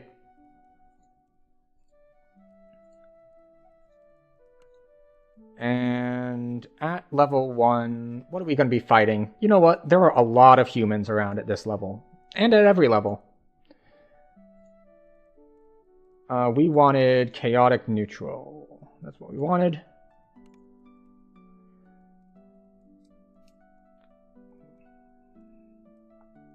And now we get to pull all of our random stuff out of the bank.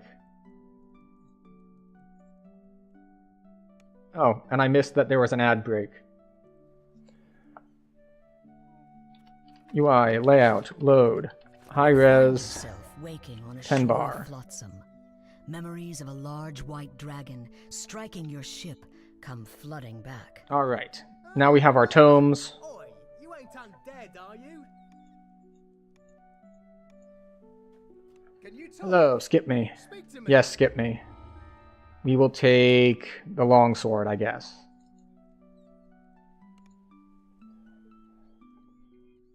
Stepping out of the grotto, you find yourself in Korthos village. The Sahuagin have threatened this place for generations. Judging from how it looks now, Alright, the Sahuagin are off to the winning. bank. However, some hopeful souls still hold out for help Let's see, to arrive. we want to get him out.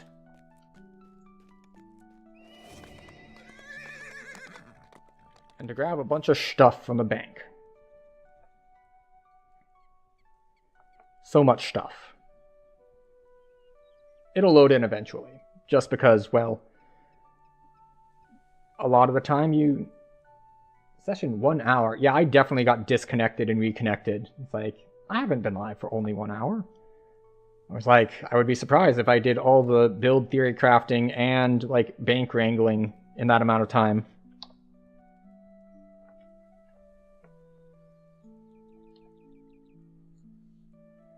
Okay, so we're going to grab all of the smaller XP stones.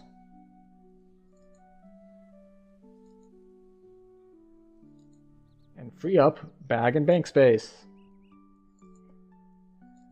And we're going to double check what Tempest says I need. Oh, there's another 15k in here? Fine. We'll burn a 15k. But not yet. I think it would take me over cap. Actually, I think it's allowed to take me over cap. We're going to find out. And if I waste a little bit of XP, that's fine. Nope. Doesn't even bring me close. That gets me to rank 7. And then we just burn through these.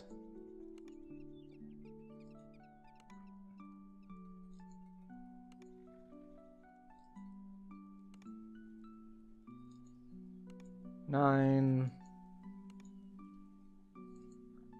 So we will be close to level 3, which is fine with me. Alright. Off to talk to the trainer. We are planning on going pure shifter, or pure whatever it is. Among favorites. Ranger. Hello. Disable device. Jump. Open lock. Search. Plot. Swim. Now we have 3 more, which will go into heal. Granted class feats, rapid shot to weapon fighting, wilderness lore. Thank you. Alright. Oh, and we have another thing to roll, so that gives me more crystals as well. What did it give me? 400. Alright, now we're spending. So we wanted to look at... No, not you. Horizon Walker as a potential third tree. So we are going into Tempest. While you're dual wielding melee weapons, you gain bonus to armor class. Okay, alright. Offhand strike chance. Scimitar treated as light. Okay, so I need to use light weapons. That's fine. Alright, light weapons. Okay. This doesn't specify light, just as long as you are dual wielding. Double strike while dual wielding. Dex, double strike, medium, light, or no armor. Okay. So we want to start off hitting damage while dual wielding. We got some extra defenses here, or we get balance, jump, and tumble.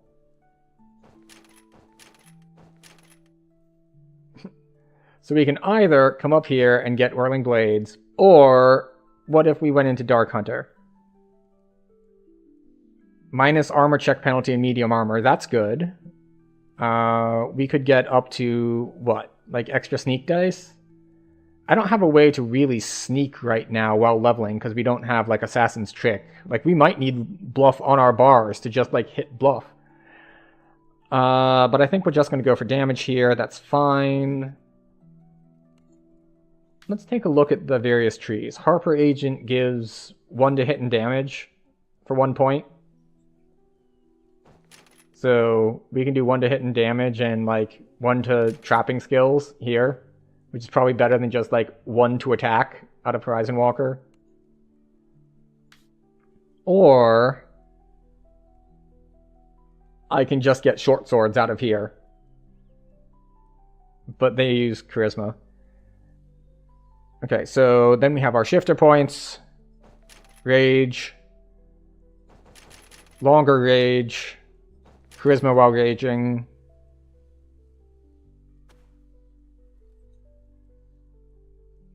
Dodge while raging. Magic Fang. Natural armor.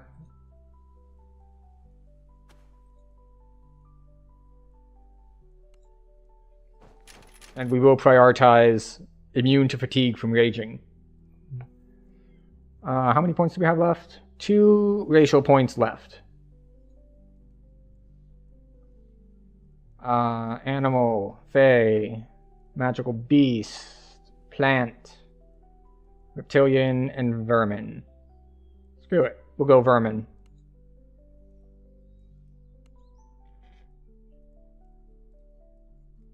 Alright, so that's release rage. Feats. We have past life feats to handle as well. Ancient power. Unfortunately, since we're not two-handed fighting, it only gives us attack, not attack, and damage. Ancient tactics. We don't want tactics. Alright, we'll take colors. No, colors is also primal. Okay. We take double strike. That's our martial. We take enchant weapon. That's that one. And brace, I guess. Alright. Then we get iconics. We have Scourge.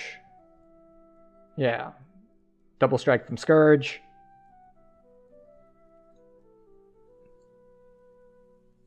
Alright. And then we get Dismiss Rage.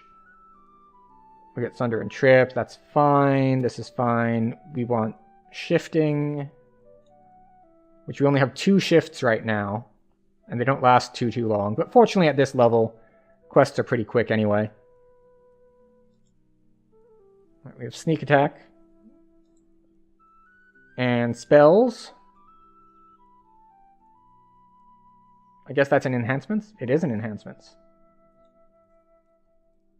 Hit point cost 8. Can I not cast it in town because of that? Oh, I'm not wearing a weapon. That would damper that. Okay, so now we want to get our low-level gear.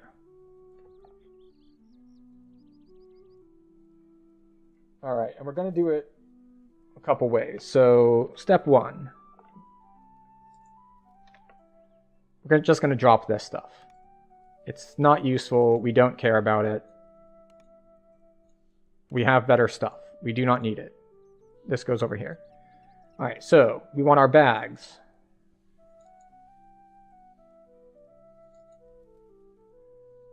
We'll take our cloak. Put that on. We will take Gibbers, that lives there. Skullduggery Cloak Cap lives there as our Death Ward Clicky. Do we want Dead Ringers? No, not on this build. Do we want this? Yes. Alright, Ingredients Bag. Good. Crown of Snow? No. Collectibles Bag? Yes. Amber Pendant? No. Red Dragon Scale Boots? Yes. But not yet. Windswept Buckler, no. Diabloist String, possibly just for the shield. We'll see what we have as far as ring options go. Rock Slide Ring, Insightful Dex, Insightful Cast Stone Skin, possibly. Transmutation Talisman, no. Boots of Dashing, don't need them. Except that they are 5 MRR and PRR, which I think are the best level 1 boots I have. I didn't notice that I'd gotten really good Reaper boots. Okay, we will take Thieves' Tools. We will take Spark Souls? No. Because before I was wearing like Mythic stuff at low levels because of just the Mythic bonuses, but... Let's see, Crown of Leaves. Accuracy Deadly. Probably gonna wear that. Alright, Muckbane. Is that a light weapon? Maybe. In any case. Belt of the Blue, Abishai. Insightful Strength. Insightful stuff at level 5. No. No, we're going to stick with something else. Alright. Cloak of Winter. Very good at level 5. We're going to put that in that tab. Cloak of Spring. Also good because it's Dex. We will decide between them when the time comes. Belt of the Ram. Actually good. We'll have to decide between that and Bear. And then, let's see. We have our Featherfall swap. We have our another Augment bag. These, of course, go up here because we're keeping them permanently. Crown of Butterflies. Oh, that's right. This is the other option, which is the 10 melee power. So we're going to swap that over there as well. We're going to ignore some of this other stuff. XP Goggles. Harper Pin. Quiver of Alacrity. Goes on. This goes over here because it is never moving. Wind Riders. Probably not. Tranquility. It is hard to beat 10 melee power at level 5, but on the other hand, because melee power is a multiplier, it's also not as effective because you don't have as many like base stats for it to multiply either. We will take this because it's Blurry Regeneration and Insightful Magical Sheltering, so that goes here to be ready for level 5. Charged Gauntlets. It has Strength, it has Electric Resist. I don't know if this works or not. We're going to grab it just in case. No, I know I'm not high enough level. I want to move it. Thank you. Let's see. Black Dragonsail Tacit. This might actually be our preferred belt. I forgot that we had this. There's a lot of competition for the belt slot at level 5. Bottled Sunlight, that's just Charisma. Oh, yeah. The thing is, I also have another thing. Ethereal. We do want Ethereal, because not being able to hit Reapers sucks. Dire Bear Belt is, of course, a strong contender. So we'll toss that in here as well. Green Dragon Scale, no, they're not a contender. Leaf Mail, not really that good. Cloak of Attraction, it's fine for level 1 because it has Mythic on it. But I also have the Reaper Helm, which is definitely the best from 1 to 4. We have a Nocturne Ring that lets us get True Seeing. True Seeing is very handy on a melee. Alright, Spearbane. Spearbane, very good for low levels. Winter Court Necklace. Profane Life and some Mythic. A second Diabolist Ring. If I wanted both of them, I probably do not. Stone Ring. Mythic. 3 melee power. Dusk Palm. Mythic. +3. Ring of Magical Attunement. Mythic 3. Acrobat's Ring. For jumping. Next level. Red Robes of Charity. Mythic and Reaper, even though they are cloth. Bellows Ring. That's False Life on a neck piece. Hardy Boots. These can just be, like, disposed of now. 1 Constitution and 3 Mythic, or 5 Reaper.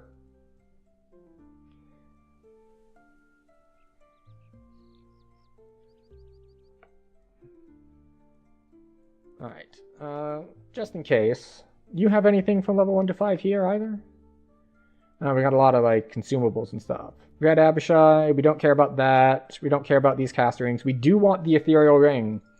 because that gives us Ghost Touch at level 3. So we do want that. Not that it matters much, but sure. We'll put on an Iron Stone.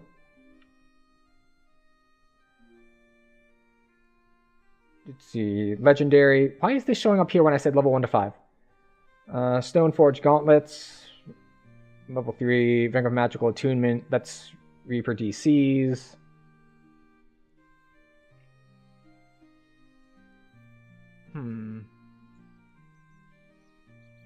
Granite Grippers. +3. +3. Okay.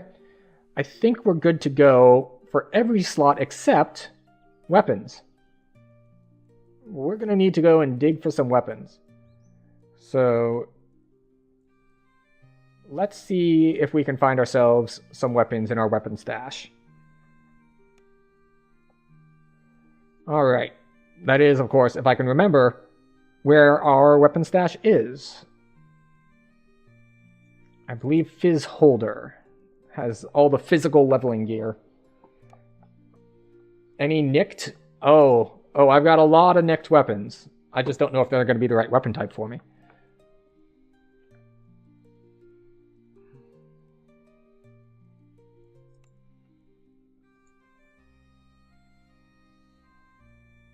Let's see. Nicked Quarterstaff, Ancient Great Axe, Elemental Bloom.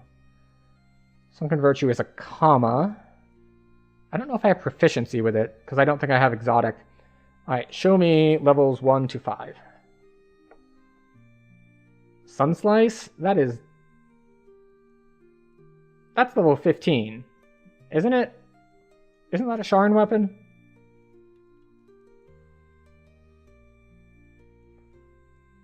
Crabshell Buckler, I know that comes from White Plume Mountain.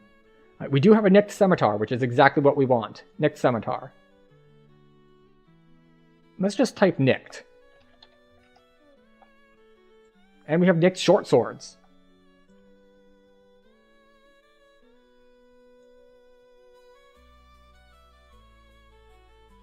Let's see. Oh, I have Assassin's Kiss daggers from Old Temple of Elemental Evil. Deception, Greater Dispelling at level 7. Like, proccing sneak attack vulnerability at level 7 is actually pretty valuable. So let's just go to the weapons only. What do we have as options here? We have a Keen Rapier that has Deception on it for level 3.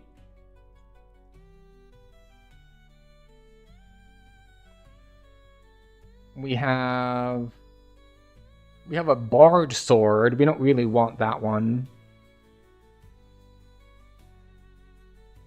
We have a pair of Flicker of the Crescent Moons, which are sickles, which I can actually use sickles for this build too. If I wanted to go for... Are sickles affected by Swords to Plowshares, or is that commas only? In any case. Knight's Blade, that's... We have a Nicked Greatsword, we don't want that. We have Sacrificial Daggers, we have Sting, which is level 10. Sunslice is 15. We have a Time Blade, but that's not light. That is a longsword, which is unfortunate. Because paralyzing at level 4 is pretty solid. It's DC 17, but you know. Sacrificial Dagger is 15. Oh, 20. My mistake. Alright, so we've got a variety of options here.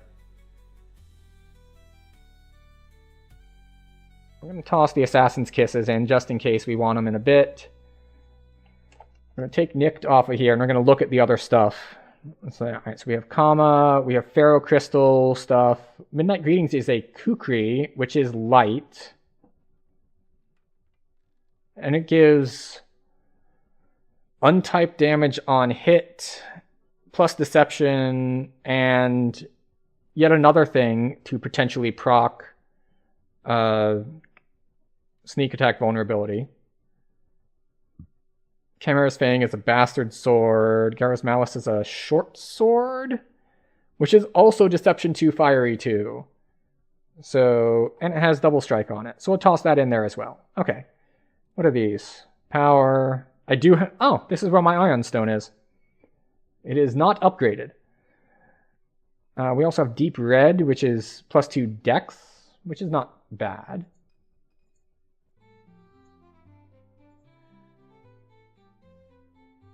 And yeah, I think that does it for stuff we can grab off of this character. Except, well, let's check for other stuff. This is a shield. Deneath Heavy Chain. We might actually wear this.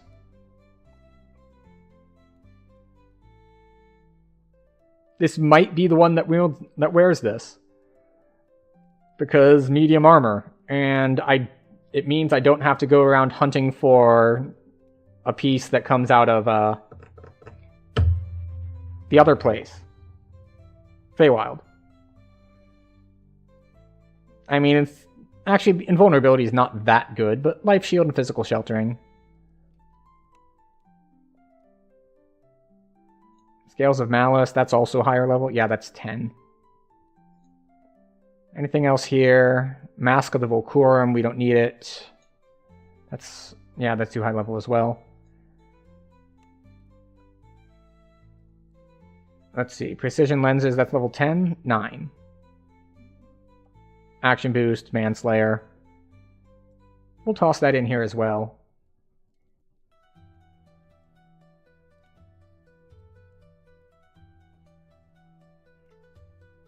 Oh, that's right. We have the Fanged Necklace too for level 6. If we don't like our choices for the necks that we can have from Feywild, which they aren't that strong for melees. Like, I think the best one for melee is the Insightful Sheltering one, or maybe the Profane Life, depending on which you favor. Having oh, sorry, never mind. This is only when in wild shape you receive the primal bonus. Never mind. I thought it was based on wilderness lore feats.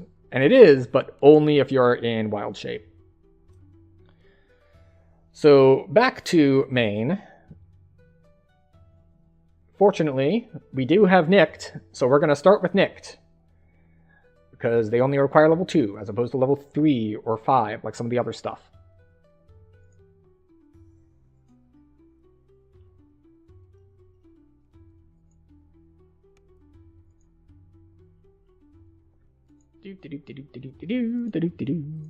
Down here.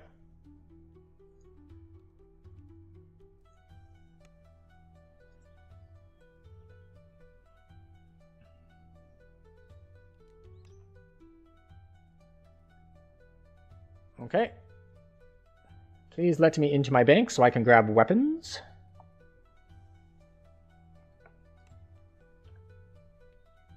Thank you. Alright. So we're going to grab, let's see, short swords. 1d6 plus 2. 2 range, 2 multi. Scimitar. 1d8 plus 2. 3. So the scimitars are just straight up better in every way. That's what you're telling me. That's level 3. Okay. Fey necklace worth about. Okay, yes. So if we want to compare,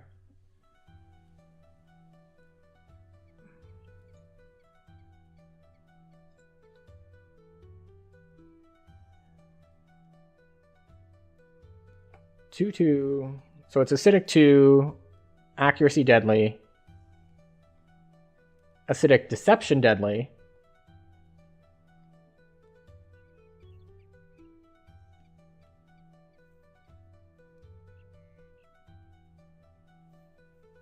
they're both martial weapon proficiency. So they're both +2 weapons, they're both acidic 2, they're both deadly 3. One has deception, one has accuracy, but the base damage numbers, like, this has bigger dice. And one's slash and one's pierce. Okay, that's a difference.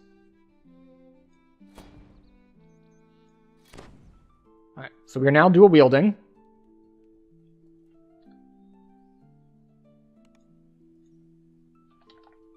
Offhand hit chance is 40, which is not great, but you know, it happens.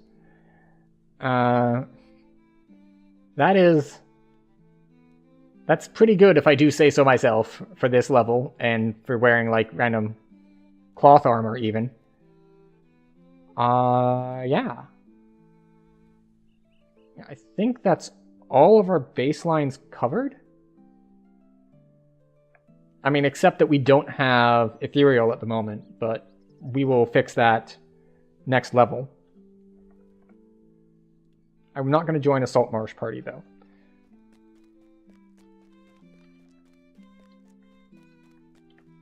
The question is, where do we want to head? I think we'll hit keep on the Borderlands. We skipped it last life, so we'll do it this life. And I'll just have to rely on doing, like, maybe some Lord's March quests to get my favor up with the Coin Lords.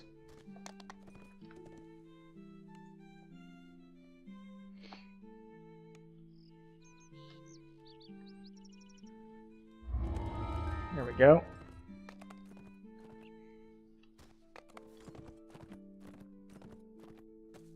Alright, so we currently have no way to sustain. We have no healing to speak of at all. We didn't even get potions. So we're just going to have to not get hit. Which is easier said than done, going into Reaper quests with no Reaper points. So it's entirely possible that we might die. But if we die, we die. And if we die, then that lets us go back and actually get ship buffs, because we don't have ship buffs right now. I forgot to get them. Small, squalid cave entrances dot the ravine walls. These must be the Caves of Chaos, where the cultists and their monster allies have made their base. We will open up the party, because we're not doing random difficult stuff this time. The door behind you seals shut as you enter. There's now only one way to go. Forward. That's fine with you, as this cave is said to contain much treasure. A burly minotaur stands behind a magical barrier, guarding a pile of treasure. Always more. Always more. The minotaur snorts. Greed draws you adventurers like moths to the flame. Have fun starving in my cave with the treasure just out of reach. See, this is where we wish we had some sort of cleave, but we don't. Matches one of the sockets on the Minotaur's barrier.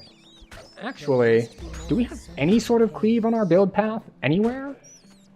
Like, before we get Death's Dance at 12?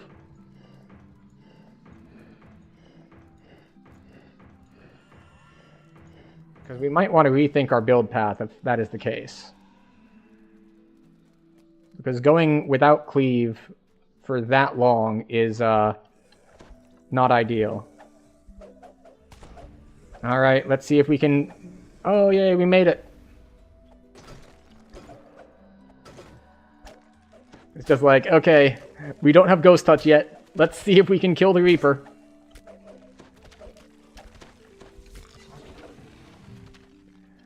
Nicked weapons. And wait, how much double strike do I have? 15. Not bad. Oh look, a second Reaper. That's not ideal. 2 Reapers. Well, it might be time for us to die.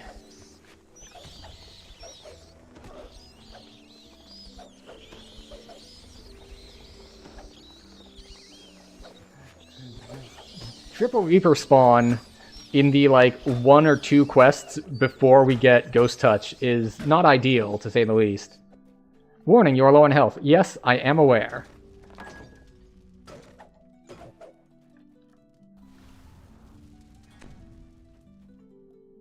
This should be enough crests to fill all of the sockets on the Minotaur's barrier.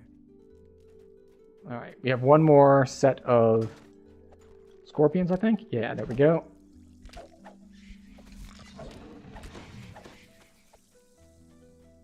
Okay.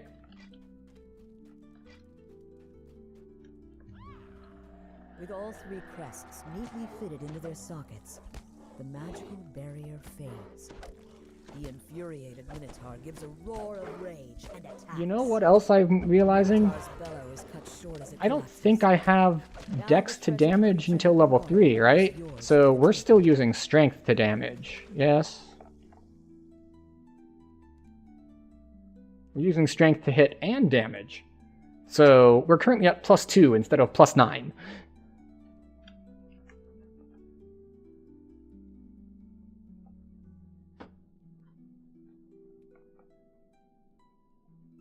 Oh yeah, we get to hit at 3 and to damage at 6. Okay, we could have invested in a little bit more strength then, because we are at like -7 to damage. Oh well. It doesn't appear to have held us back too much.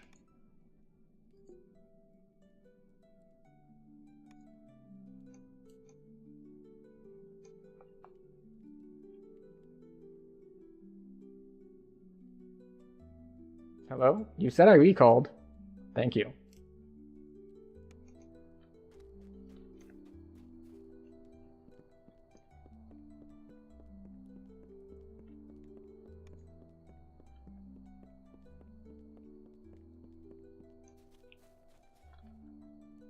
There we go. As you walk deeper into the cave, you hear deep, guttural voices in the distance.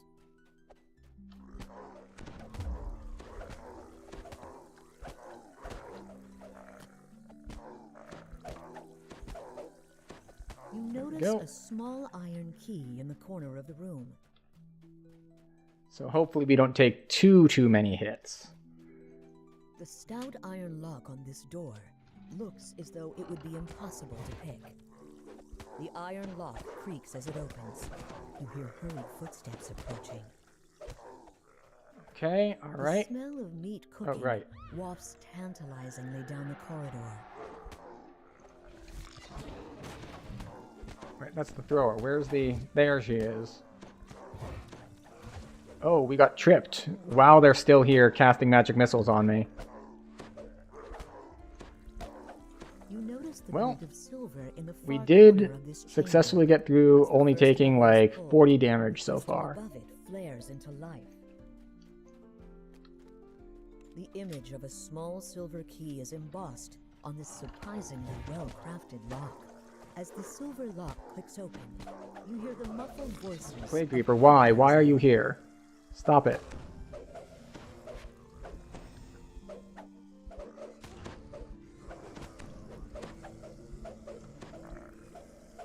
Okay.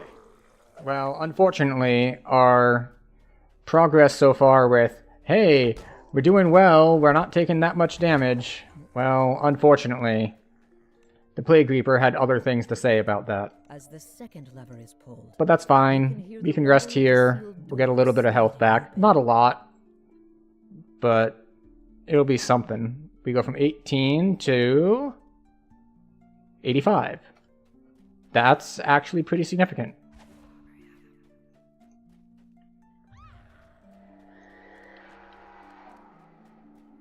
What's our dodge, anyway? 13. Not bad.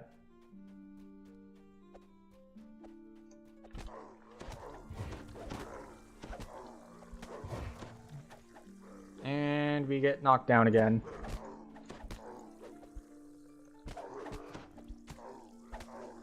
There we go.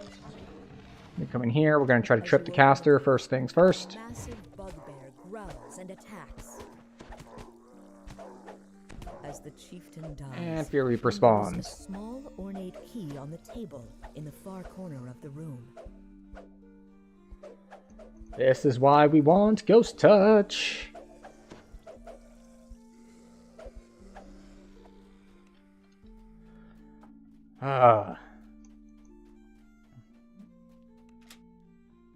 as soon as we have enough XP to take level 3, we're going to teleport back to town in order to Large rusty lock on this take level chest 3 looks and like put on our it's Ghost been Touch ring. Because it's just too much randomness on the will I die to this Reaper or not? Because you just get a string of unlucky misses and you're dead.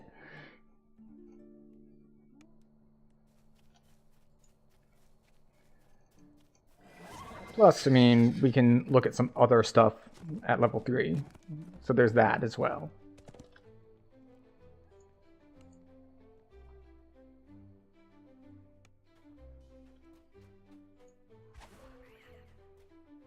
Fearing for their lives, the people of the keep have asked for your help dealing with 2 orc tribes that dwell inside this cave.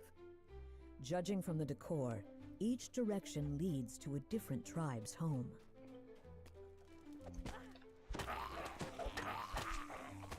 We do want to make sure we take the Mephits down first, because for some reason their breath at this level can hit for a ridiculous amount.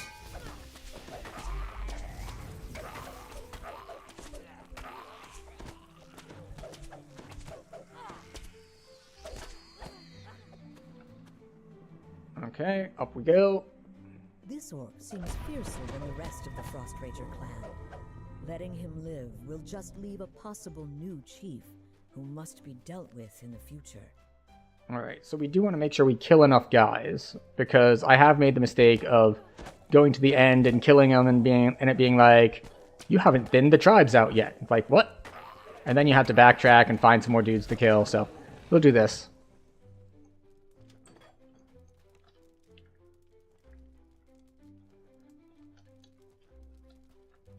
Here we go.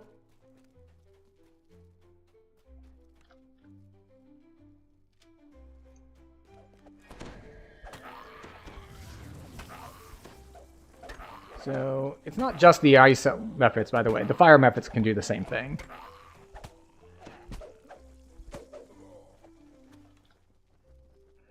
The lever clicks into place, and the sound of grinding gears. Ah, can be yes. heard That somewhere would in be the one cave. advantage to the auto-searching dog. You cannot search while enraged. So I have to drop rage in order to search.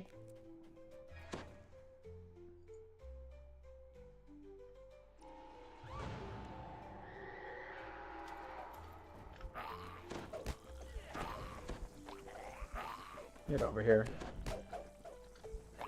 Quit with your dive through thing.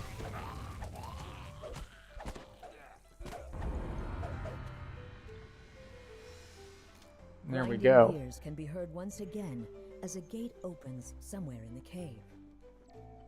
That's true. I really should make a level 1 true sight item.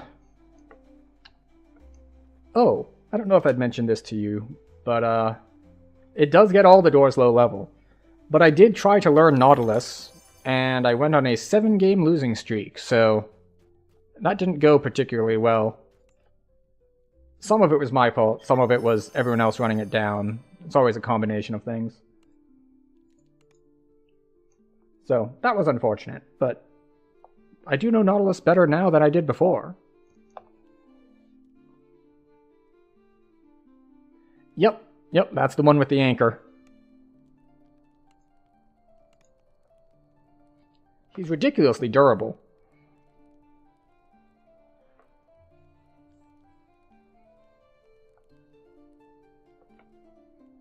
And then I got put into a game as jungle, even though I was queuing as support and bot. So I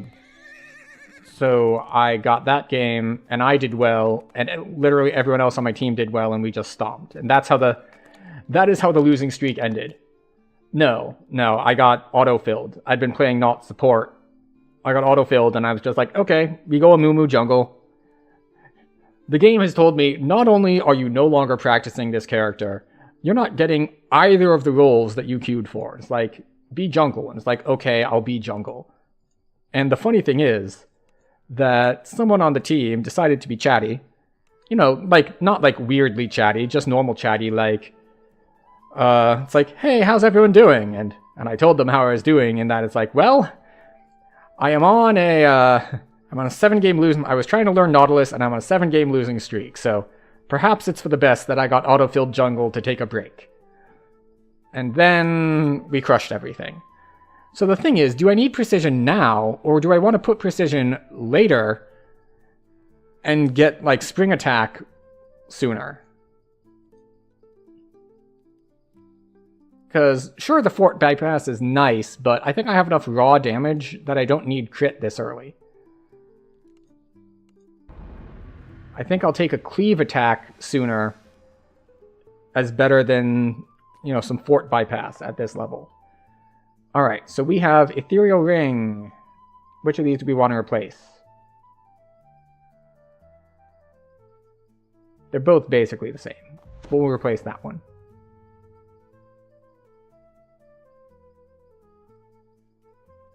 Okay, and all the other stuff we have is like level 4 or 5, so that's fine.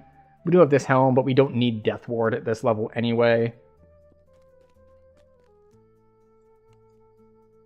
What is this? Sheltering versus Spear Block? Nope. Alright. We got our level 3. We put a point here.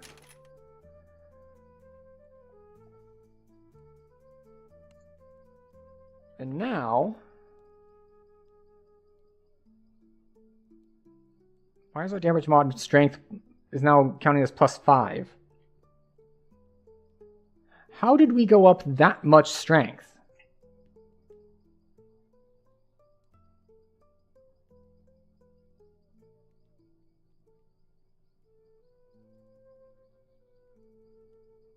Oh, we have ads starting soon. So we're going to chill in town. I'm going to go refill my drink.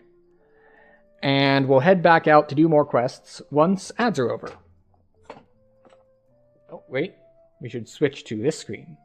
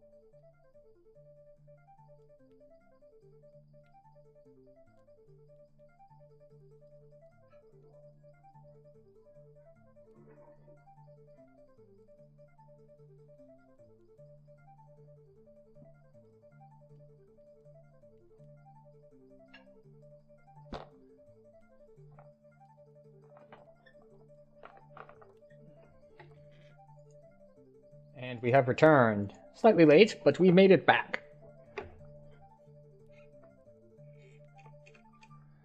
Alright.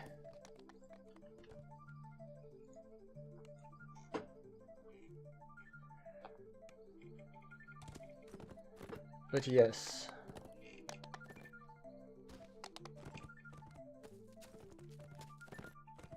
I still have not ventured back into ranked.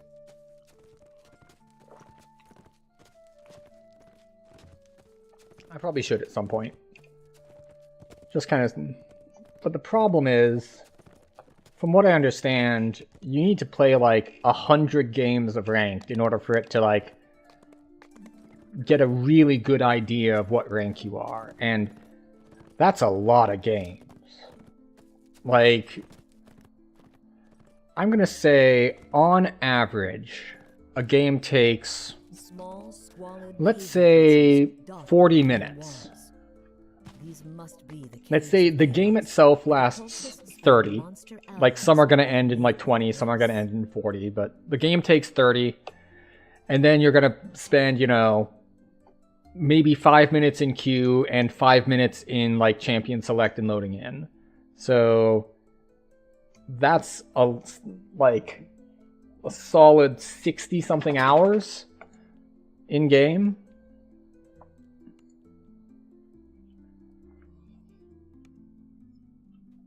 You can see Knoll guards ahead, blocking the entrance to their camp.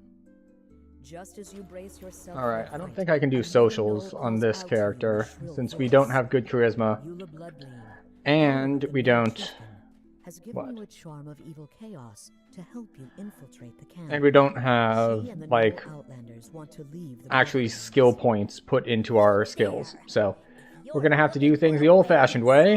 I've got just the thing. But I might need something myself.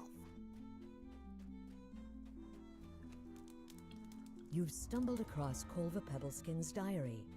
The Outlander writes about losing Okay, her so we need to talk to you. Oros Sandcloak lets you in on a secret. Chief Bloodgleam has been lying Alright, to so the we need to come over Outlanders here, about talk to sending their Boomfoot. comrades to join the cult.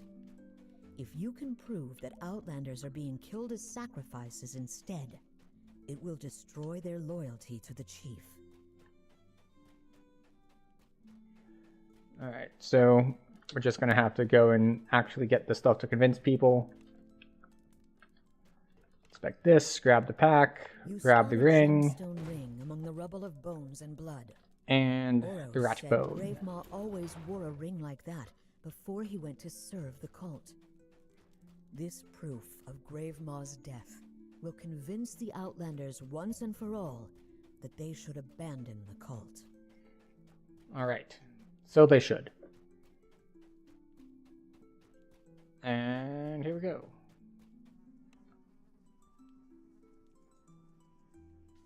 Kolva wants to leave.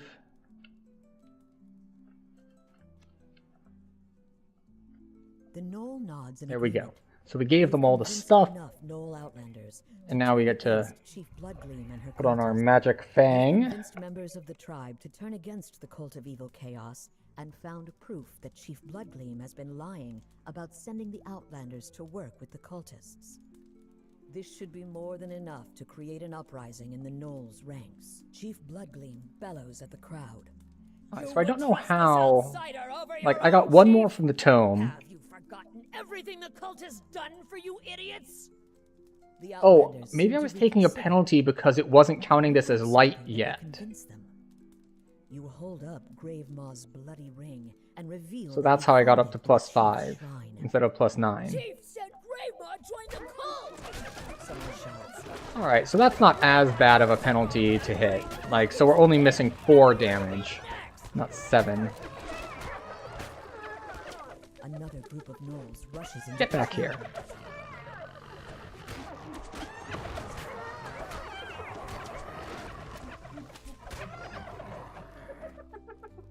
One more You set. think you've won against the onslaught of gnoll cultists, but then another wave floods in. You look around at the blood-stained earth. Alright, very good. Not a single cultist remains standing. The Outlanders cheer, relieved that they can finally leave the borderlands go. behind. Those fools! And we grab the I lock can't stuff first, believe and they we're on took our the way. bait! Eula stands beside Oro, who laughs with her. There must be more to these two than it initially seemed. So it's interesting that, Chief Bloodbloom and the other cultists I was out just of the way. thinking, Eula and well, Oro it's not like finally blasting escape through the everything lion's with den. a caster, but As they turn to leave, most Eula casters touches aren't the blasting double through bond everything at this charm level that yet chaos anyway. gave Like, you. In case sure, you if you're like don't, sorcerer and the wizard, you have burning and acid hands, so you do have AoE when other classes kind of don't. Well, okay, I take that back. When other casters kind of don't. Other classes, like anyone who takes cleave at level 1 or has a two-handed weapon, well, they've got AoE here.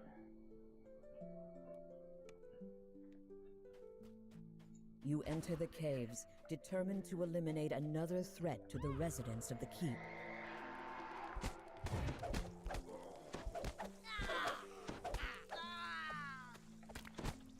As the last goblin dies, you notice something glittering. in Okay, the so debris when I, around the that's right, when I shelf. rage, I lose 2 strength. The lock on this stout door. Oh, that's, does okay, not so that's where the 7 was coming The from. ballroom door opens with Because a when I sound rage, I loud gain 4 dex and I lose 2 strength. So that's where the swing of 3 comes from.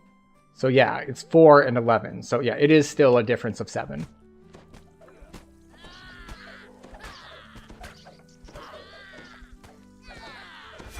Just being able to do like any sort of AoE here would be very nice.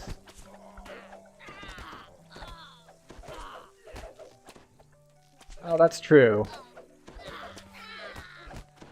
However, doing racial lives, so that's not really an option to change what race I am for more convenient AoE at low level. goblin cries out. Me, Chief, now! You go away! The goblin falls. Looking around, you spot an iron key in the back of the Okay, chamber. well it looks like the good news is I am hitting on a 2. So that's good. I only miss on a 1. It's a good place to be. And it shows that we didn't need precision for the hit yet. Of course, we're not fighting undead yet, so we're not having to deal with that whole thing with, This you know, heavy fort bypass, iron-bound because these door guys don't have is fitted with fortification. an unpickable magical But, you know, door swings open one thing at a time. lunges, startling the hobgoblins on the far side. I think that Dark Hunters are like default The Rangers sounds of in that they get chanting spells at come level from the 4, chamber. right?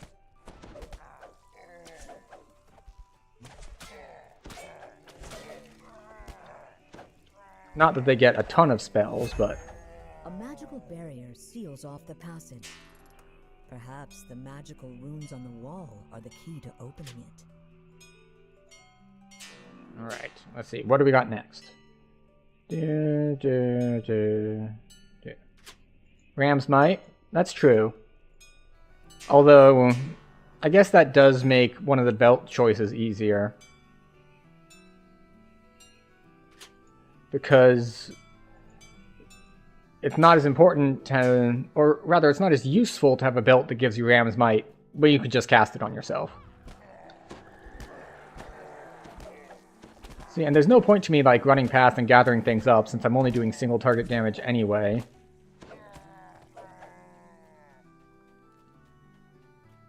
And like there's Ram's Might and there's like Cure Light Wounds. There's Longstrider, I think, for those quests that have, like, shallow water.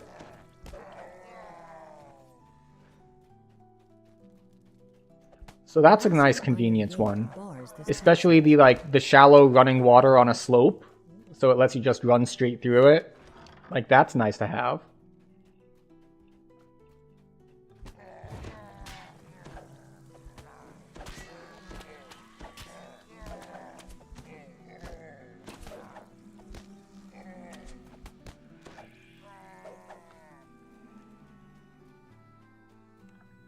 I don't know. We probably won't find out tonight. I mean, we might.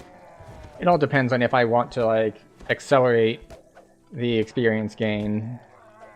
I probably should. We're not trying to do a sightseeing life this time. The wall in the armory slides open, making barely a sound. But then again, we've already started Borderlands. We might as well finish it. Chieftain lurches out of his throne with a roar. The Hobgoblin chieftain slumps to the ground, dead. More goggles! Yay! Mythic 1.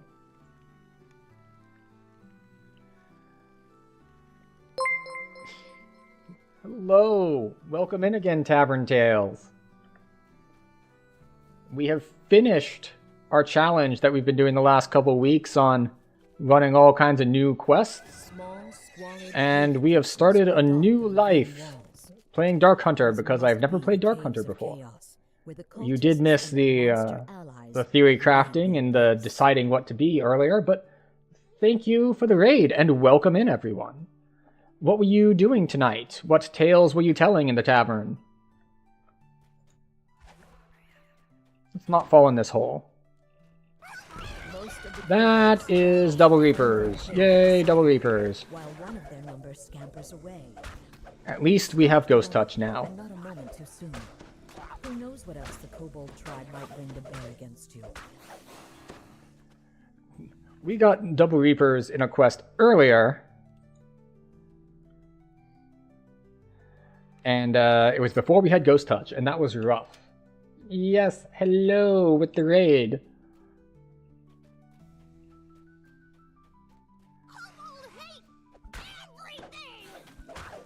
No. Raid and run. Handle the kids. Very important. I'll take care of all these lovely people that you have sent to me. Oh, that's a Reaper. We'll take care of the Reaper too, but not in the same way that we'll take care of the Raiders.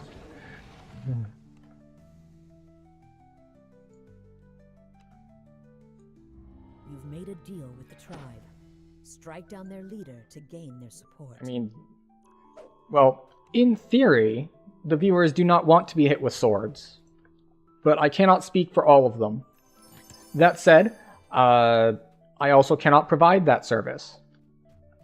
Oh, interesting. I made a deal with them, but they go hostile if you take their treasure before you kill the last guy. Neat.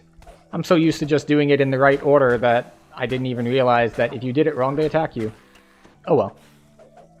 Fortunately, these guys are deliberately weak for plot reasons, and it actually tells you as you enter the room. It's like, these guys aren't doing well. It's like the young and the old and the sickly. It's just like, oh, so we don't need to fight them. And you don't. But unless you, of course, you steal their treasure, or if you didn't stop the runner. If you didn't stop the runner, they'll be hostile to you anyway. But yes, we did at long last finish our sightseeing life of skipping all of the quests we normally do. We actually ended up doing the last quest in Shavrath. You know, like very old raid flagger quests, which I didn't pay attention to which ones I was going into the entrance of. So it was the one with a semi-random 3-level maze that took us like about 45 minutes to get through.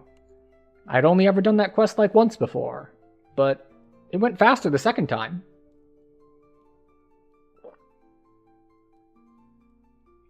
So we've got that going for us.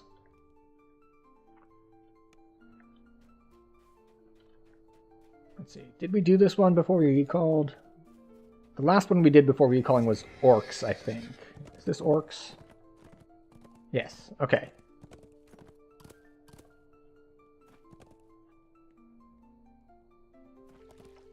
Alright, so then we'll do Caged Beast, and then we'll finish up with the level 2 up there. And then we're going to crank out some really quick and easy XP in the harbor. Judging from the old bones scattered on the floor, something large and dangerous has lived in this cave for some time. But the flicker of torchlight ahead suggests that there have been some more recent arrivals. I should probably not have sneak bound. I don't really ever want to be sneaking. The Like cult of sneak. evil chaos has set up camp in this cave, with the goal of capturing and taming the beast. It is a little annoying having no AoE, but it's something we'll have to deal with. It's something I didn't have to deal with last time I was in Tempest, because that time we were on an Iconic. And if you're on an Iconic, well, you take Death Stance, and you have no AoE problems. You just push a button, and everything falls over. And it's very convenient. Hello, Animal Trainer. With the Beastmaster defeated, you must now confront the creature he tried to tame. We just need to make sure all of these guys don't interrupt me pulling the lever. We were also very fortunate to have already had nicked weapons available for us to grab.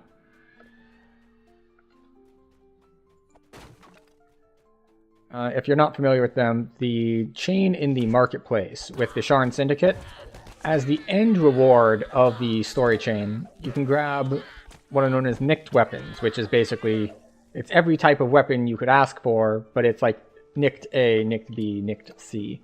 And so I have a nicked scimitar and a nicked short sword.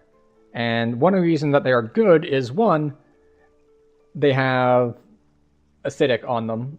I don't know if it's always acidic, but it's always a +2 element thing. So they all do 2d6 extra per hit, and they all have Deadly 3 on them. So they are quite good for the level. Chamber ahead. You can also see the nest of something much larger.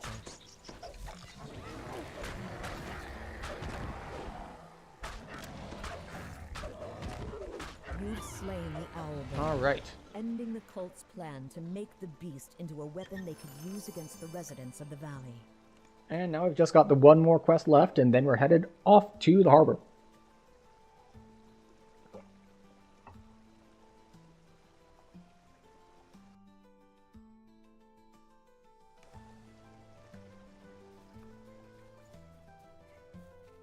I believe that's all we had left.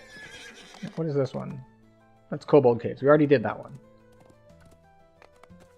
Yeah, so all we have left is the final one, which is level 2, but that's fine. We can go in a little bit under-leveled. It is going to be somewhat annoying because it's full of relatively large packs of zombies, and relatively large packs are not what we're good at yet. We will be better at them later, but we are not yet.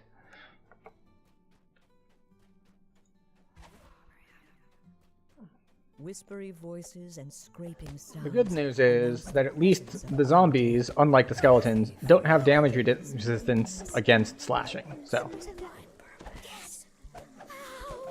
They do against piercing, though, so, and one of my weapons is piercing, so. There is that, which holds us back a little, but probably not too much.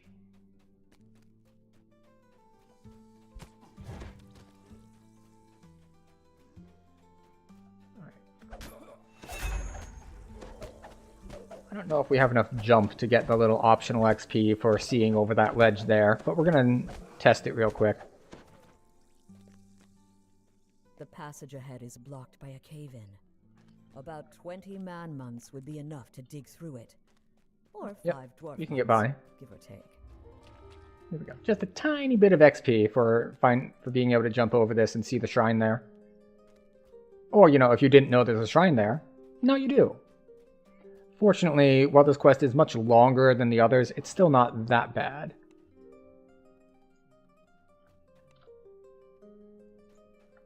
Alright, come on, let's go. Not that they're super useful, but they're a distraction at least.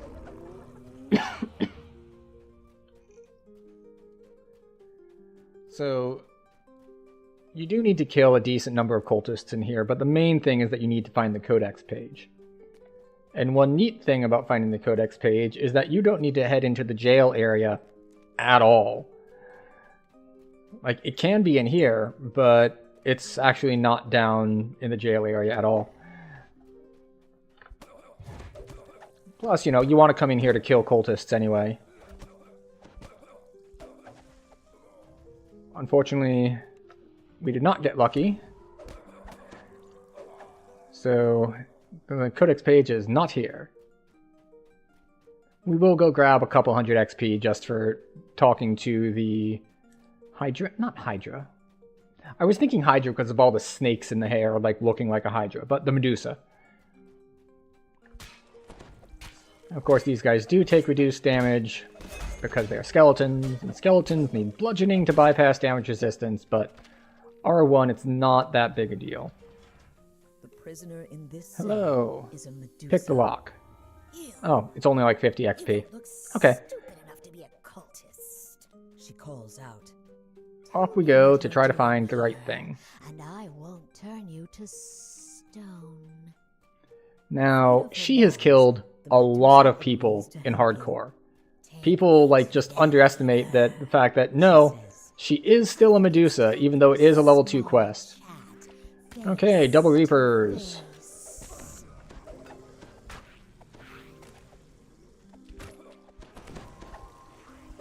And enough dungeon alert that we got slowed when we walked in. So, that's not ideal. The other thing that we're suffering from at the moment with this build, besides a lack of AoE, is a lack of sustain. We currently have no way to heal. Now, obviously, the solution I could have for that, if I was thinking about it, would be, oh, Unseen voices I'll just from the shadows of this chamber. leave and go get healing potions. And you can drink a ton of healing potions. Which is one way to do that. Another way would be I could sacrifice 6 hit from this past life stance for the healing past life stance. I know at least one person in chat has said that the healing stance is heavily undervalued and is actually quite good, but I have not tested it myself. So perhaps at some point I will do that.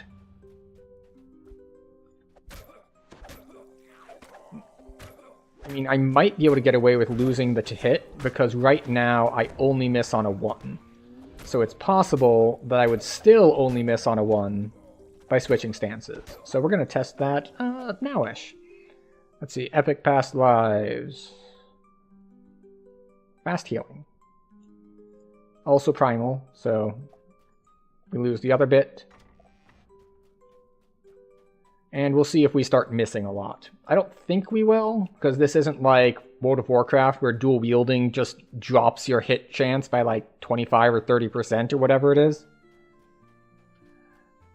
But, yeah. I still haven't figured out why sometimes these are already solved and sometimes they aren't. Usually do double shot or colors. Yeah, colors is another good option. Let's see, we still hit on 4. Hit on 5. Hit on 3. Colors is probably better for the... if for no other reason than some of the procs are AoE. Whispering voices call to you. You shouldn't be. Unfortunately, because we accidentally grabbed the, grabbed the what? This gets a reaction out of the voices. We grabbed the treasure from the kobolds too early. We can't do the optional that has you do all 3.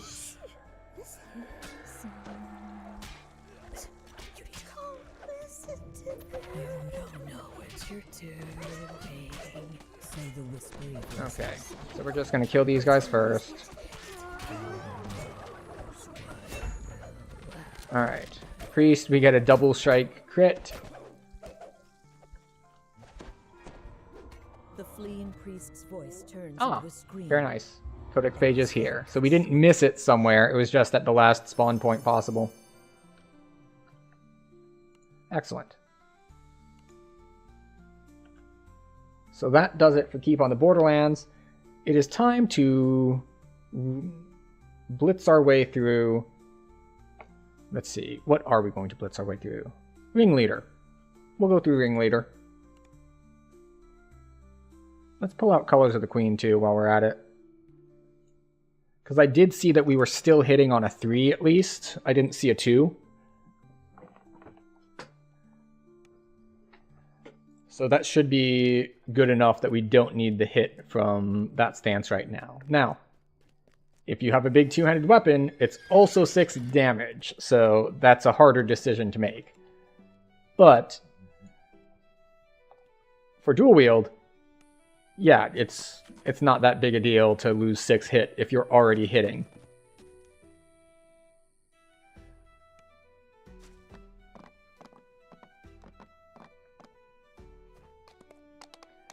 Well, the good news is, as I mentioned, that even if you can miss it, most of the exploring would be in the prison section, and it doesn't have spawn points in there. And most of the points that it does have spawn points have cultists in them. So if you skipped them all, you wouldn't be able to finish anyway, because you would still have cultists left to kill. So there's the room with the cultists right outside the prison. There's the room in on the right, just before you fork off to the left to go to the last section. And besides that, the only one that's really tripped me up is the silverware room. Because if you just walk to the entrance of that room, and you look in, and you can see the silverware, but if the codex page is in there, it hasn't spawned yet. On the altar that spawns undead? I don't think so. I could be wrong.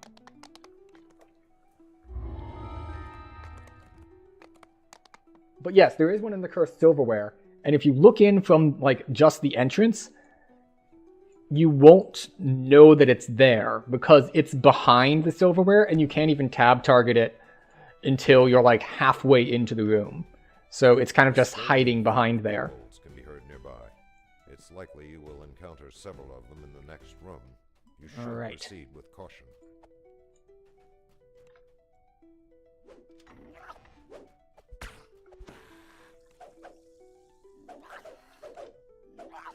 Stop it. Pull the lever.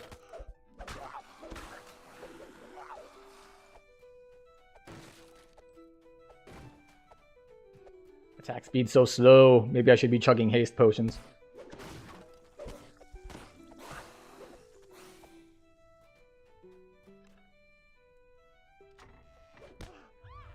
Hi. Bye.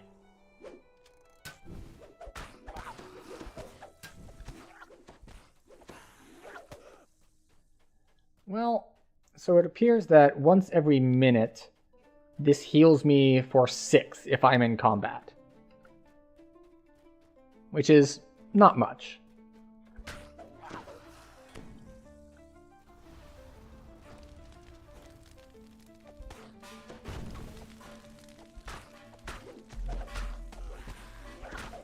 I just don't want it to be orange when I get to the boss. That's my main concern.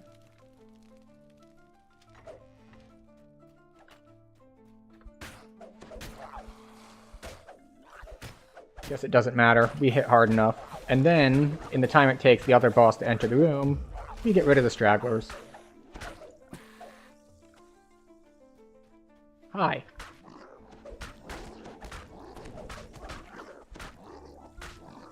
I'm about to die because I didn't respect the fact that Blood Knuckles is in fact an ogre and will do a triple attack that hits for like 25 each shot. Thank you. And now the Famine Reaper kills me because I don't have a shield on. Oh, never mind. Excellent.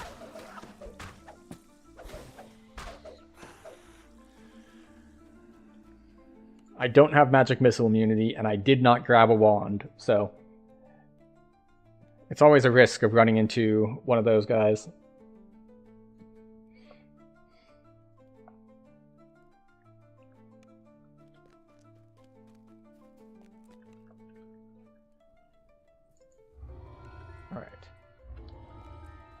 And even though it's a repeat, if you're looking for a little bit of speed, you can head back in on Elite.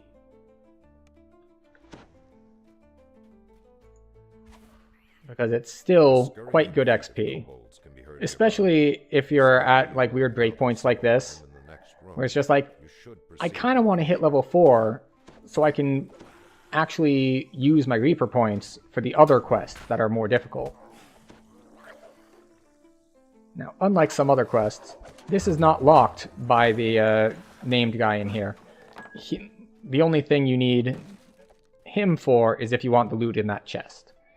Which is, well, not impressive. So, no big deal there if you kill him or not. That guy jumped out of the way. Unusually smart for an ogre. Kill him for like the... I was going to say 20 XP, but he gave a little more, so that was nice of him.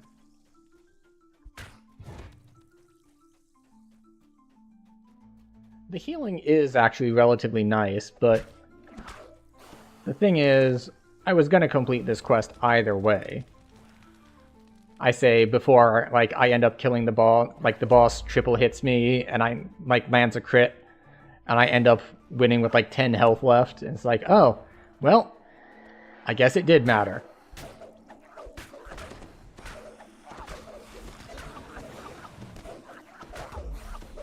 The boss cannot get to me because there are too many lackeys in the way. Classic strategy.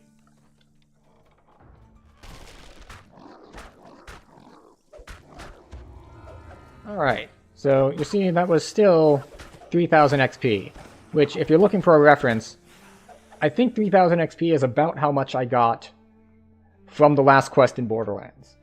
So, last quest in Borderlands, or just under 2 minutes in Kobold's New Ringleader.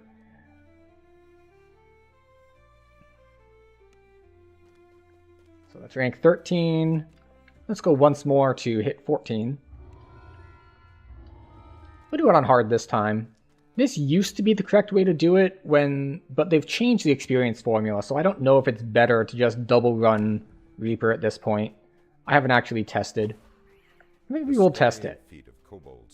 After this run, we'll go in a second time on Reaper and see if it's hit the diminishing returns too hard.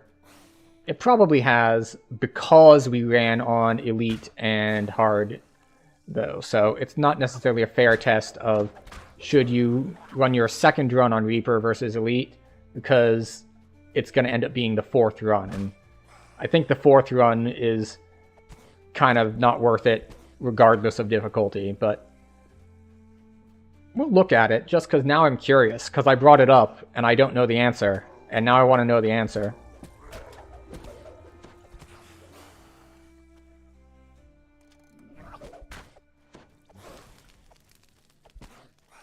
Now, the other question is, like, what other level 2s do you do that give a bunch of XP? I think the other big one is Information is Key. That one is, of course, much better if you have a duo, because there's a couple places that you can split. But it should still be good solo. We'll try that one next. Actually, most of the 2s aren't bad for XP.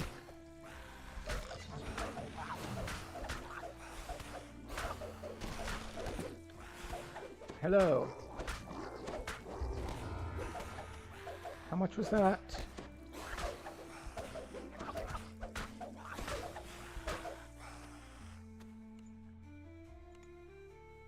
Do 2,700. Minute and a half. So yeah, same sort of approximate thing. Like just under 2 minutes for 3K, minute and a half, 2.5.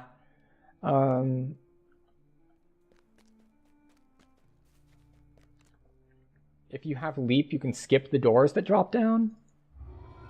In Information is Key? What doors that drop down?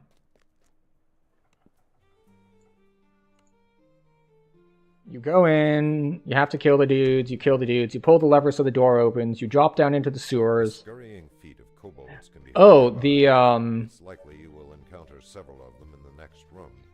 the ones that like the lackeys close on you? You mean like you can get ahead of the scripting? So, like, there isn't an invisible wall before they drop it? That's interesting. That's sort of a quest script usually has, like, an invisible wall there even before the gate drops. But that's good to know. Of course, there aren't generally a lot of leaps when you're, like, level 2 to 4. So what is that, like, just Dragonborn racial leap? And that's it? Like, are there any others?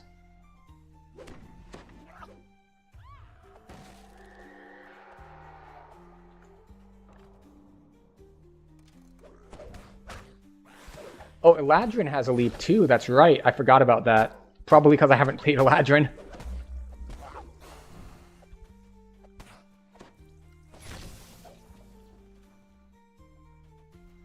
So, that one's actually... Well, alright. I was going to say it's not really forgot about as didn't know.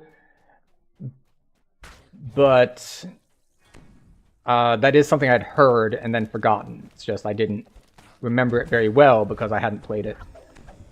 And we got double Famine Reaper. Alright. Famine Reaper number 2, come here please. Why am I so slow from yellow alert?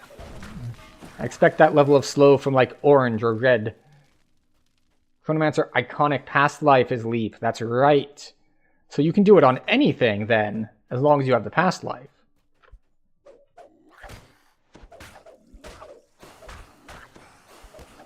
That opens up a lot of possibilities actually then.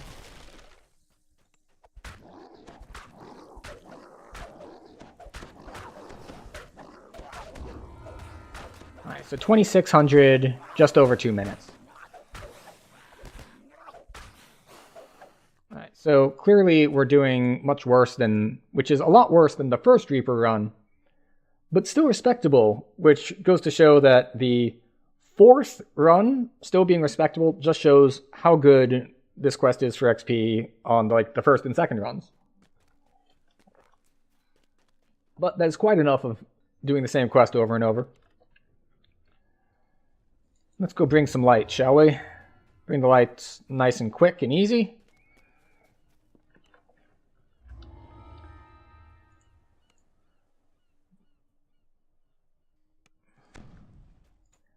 And, unlike some other quests, it doesn't have a ton of, like, big groups of guys. And Coin Lord favor, that's true.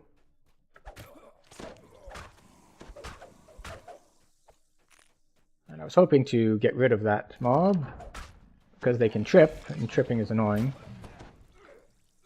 Alright, this. And of course, we do need to remember to break the gambling tables, otherwise the quest gets much longer when you have to backtrack. Let's see.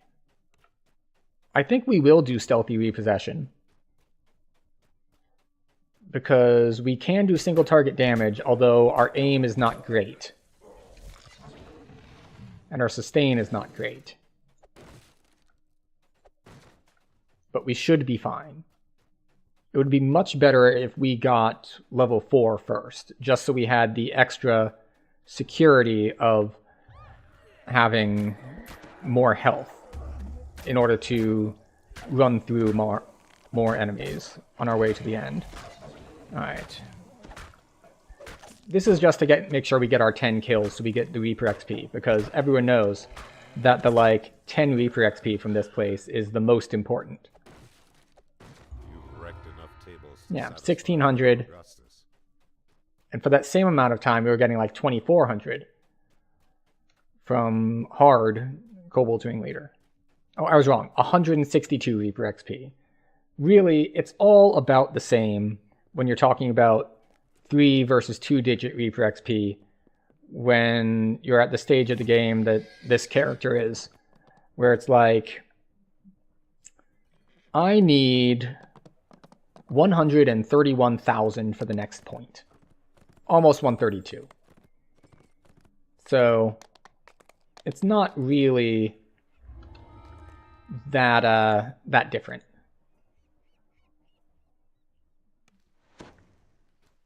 As you enter the sewer, Garrison calls from above. Be careful now. the end of the tunnel, you see a makeshift gong and a lone kobold. Boop. Boop. How many points am I at? I'll need to check.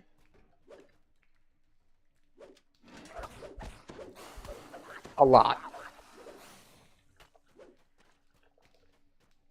115. So I don't like have all trees maxed, but I still have a significant amount. Far more than I could ever need for racial lives when I can't spend them all. A soft sound, like that of a snoring animal, echoes along the tunnel.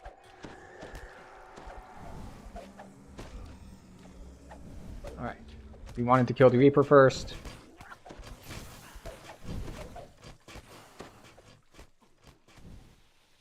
Alright. How are we on kills? We have killed enough.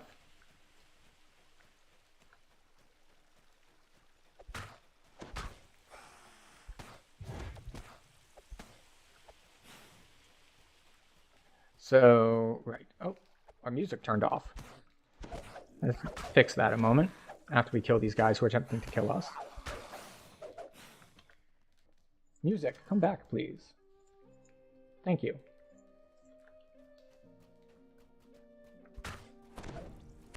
Oh, and we had enough guys on us that we instantly got yellowed. Wow, Sleet Storm at level 3. Lovely. Perfect.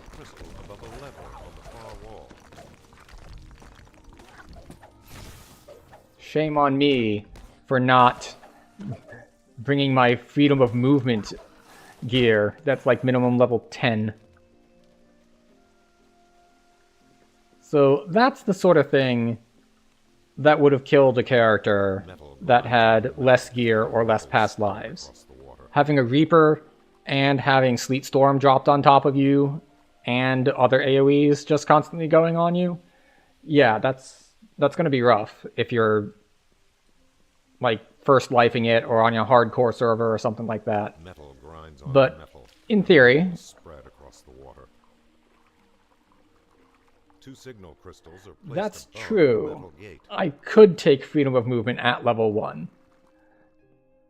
Like, I could go up to here.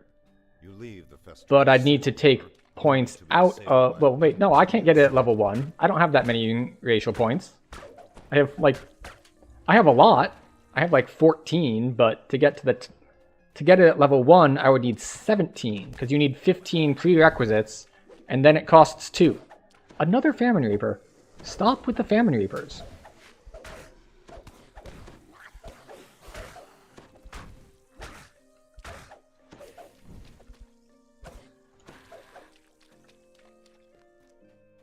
You see a pack that has been unceremoniously discarded. There we go. beside a brazier.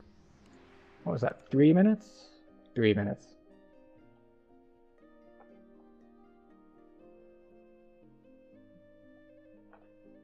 Alright, we have like 2 minutes until ads.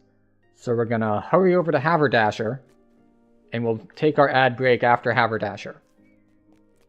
So we are racing against the ad clock. Twitch has given me a time limit for this speed run, which is complete the quest before we inflict ads upon you in your stream. And I hope everyone enjoys seeing the same 2 TurboTax ads playing, sometimes the exact same ad playing twice in succession, because there's nothing I like more than a 15-second ad that plays 3 times during a 2-minute ad break. And I'm sure all of you are the same.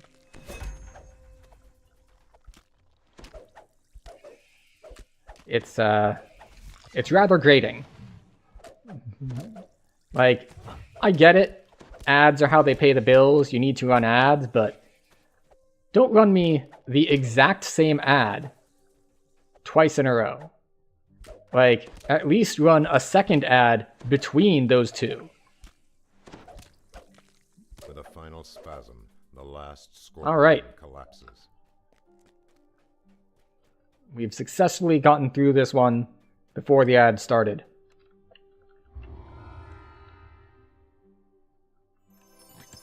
And actually, 2K in 1 minute is very solid. Alright, so we're going to go turn this in. We're going to grab the quest for information is key. And we will start information is key after the ad break. I hope to see you then. And for those of you who don't get ads for whatever reason, and there are a couple different reasons why you might not be getting ads, even though it says it's running them right now. Part of it depends on where you are. There are certain places that no one wants to pay Twitch to run ads to because they don't think they can sell things there. Or they can't sell things there legally. Like there are embargoes or whatnot in place. So those, of course, if you're in one of those places, no ads for you. If you have Twitch Turbo, no ads for you. If you subscribe to this channel, no ads for you. And I think there's one other Twitch Ultra Mega thing that besides Twitch Turbo that also turns off ads, but I don't know what it is. So I will have to get back to you on that. And by get back to you on that, I mean just mention that it might exist and then ignore it for the rest of time, basically, because it's not super relevant. Let's see, sell the wand, sell the wand, sell the wand, sell those, sell gems, sell all that. And just think, all those people watching ads are missing all this awesome inventory management. Okay, but they're not missing much with the inventory management. But we can pretend that they are and feel superior. We do have 4 more points, though. So we could get freedom of movement. And plus 10 to spot. What is this upgrade? While raging, you gain lesser displacement. It's 25%, which is not terrible. We could get a dog. Could get dog. Let's see, is this good? Causes your opponent to bleed. I don't think this is a cleave, so it's probably not worth getting. This, however, is worth getting. Okay, we'll do it this way then. Because the imbue costs 2.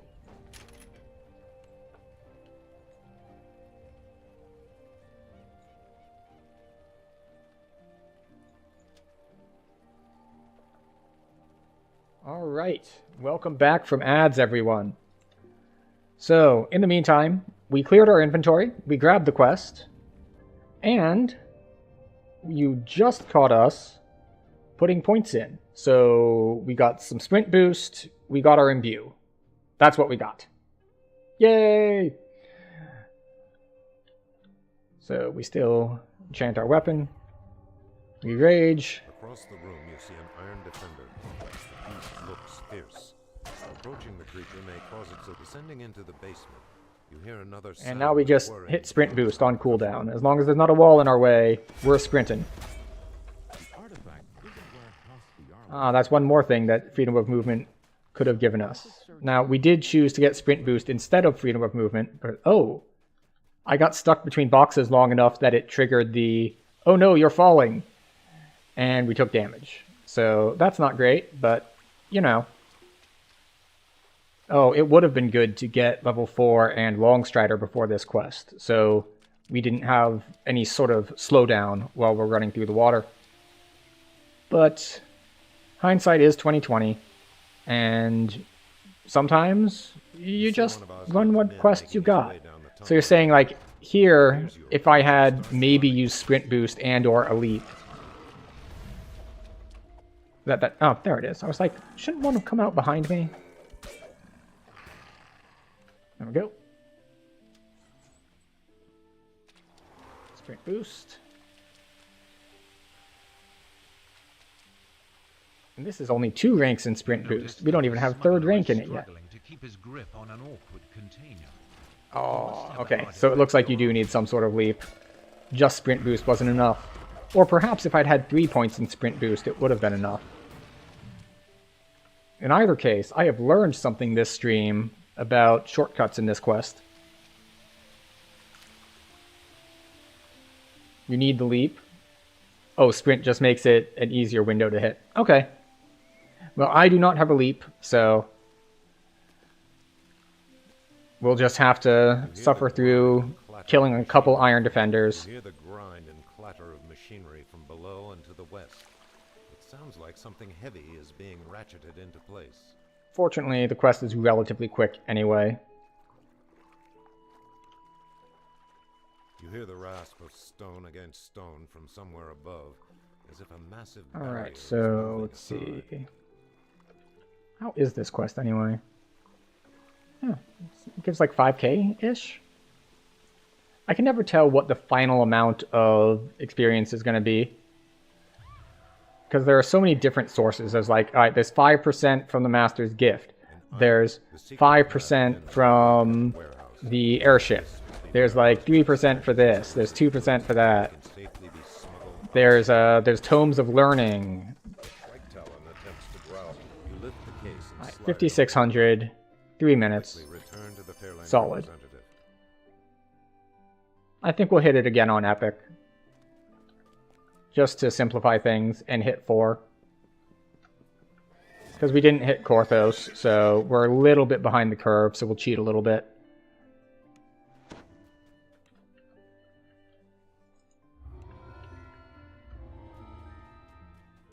And this time I'll remember to use Sprint Boost more. Because I just got it, so I'm going to be forgetting to use it a little bit. And then we'll do like Dunk's Got a Secret and that too. I'm pretty sure Dunk's is still good. Across the room you see an iron defender. The beast looks fierce. Approaching, descending into the basement, you hear another sound of But, guttural growl. I don't know about Butcher's Path with no AoE.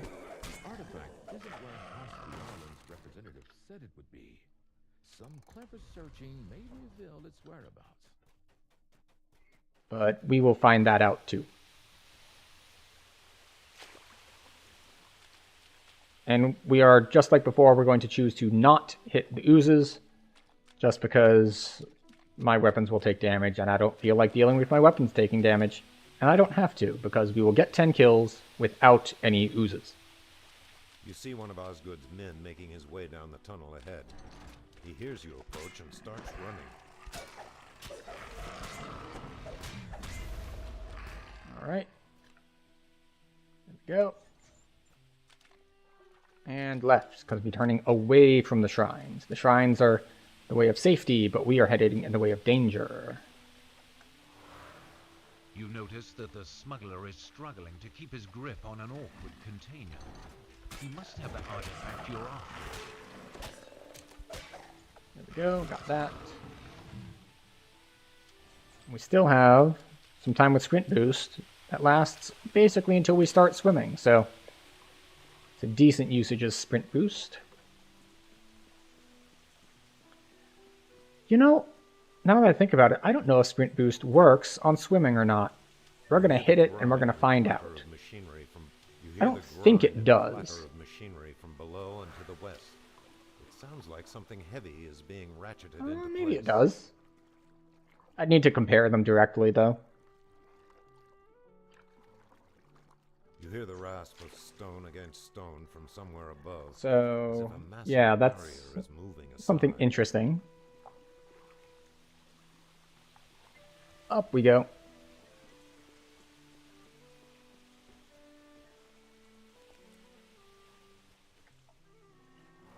More sprinting. And the secret path ends in what White Talon attempts to growl in defiance. The crumpled metal beast can only manage a whimper. You lift the case and slide it onto your back. Quickly 28 in return 2 to minutes. the Yeah, representative. not really worth it, but not really worse than other stuff either. Oh, and we come out right in front of trainers. So where is the ranger trainer? Hello. We are going to we're dex based. We'll get dexterity. And we just get all the skills. Swim. UMD. There we go. And yeah, we do get a couple things.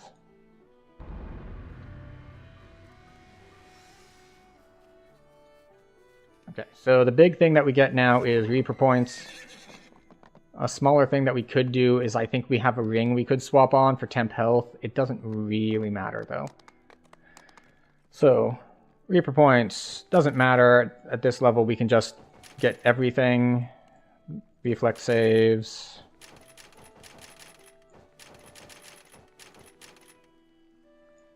Wisdom. Wisdom is the one we want. Dex, of course. And we'll do this. Okay, and that's what we wanted. We have unprepared spell slots, that's fine. We were doing fine without spells before, we'll be doing fine without spells now.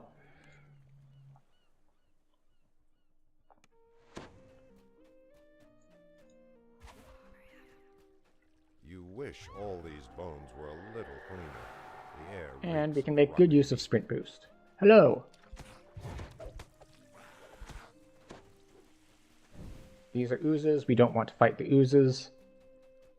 More oozes that we don't want to fight. So many oozes that we don't want to fight. Maybe I should have grabbed my, like, Muckbane from the bank. Because I forgot just how many oozes there are here.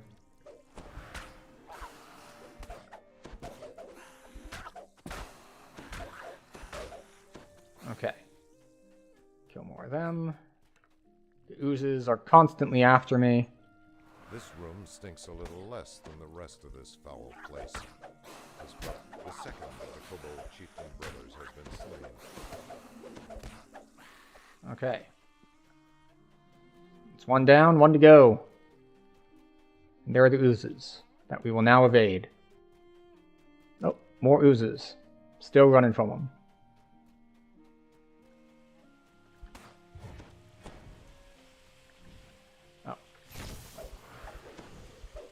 Goodbye, Plague Reaper.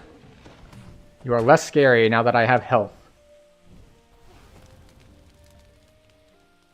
I remember that trap was scary back in the day, back when health numbers weren't inflated. The chest in this room could only belong to one of the Kobold brothers. The first of the Kobold Chieftain brothers has been slain.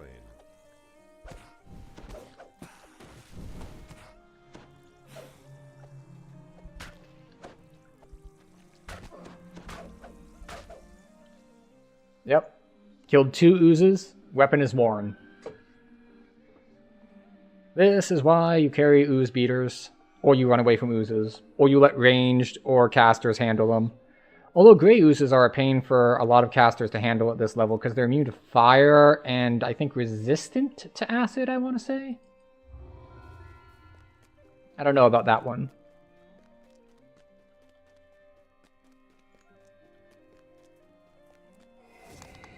Alright. Where are we headed? Like, the only thing we didn't do is butchers. Ah, there we go, yes. As we said, we're going to be heading to Stealthy.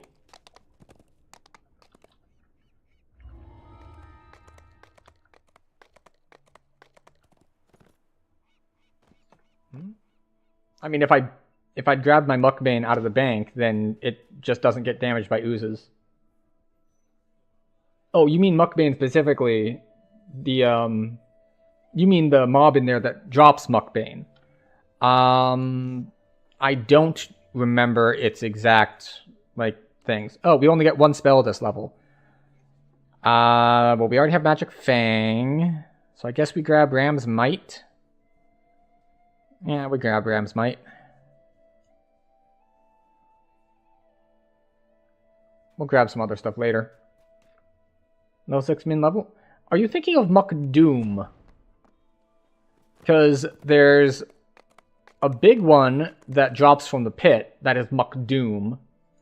And there's a small one that drops in Dunks that is Muck Bane, and that's level 2. Oh, thank you for the follow. Harley Freebird.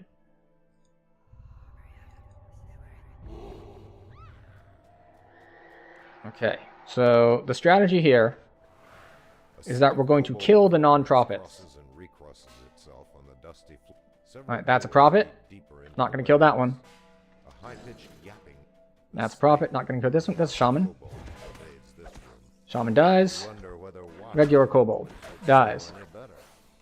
Accidentally swung the sword an extra time and killed a prophet. That is error number 1. Strike 1. 6 strikes and we're out. A stairway leads down into a lower section of the warehouse. Several steps. That's a prophet. That's a normal kobold.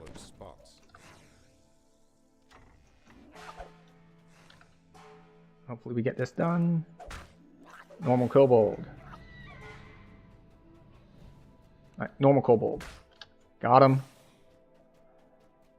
This is just to keep Dungeon Alert down. By the way, like, there's no benefit to killing them besides, you know, well, that and the satisfaction of a job well done, obviously, for killing kobolds.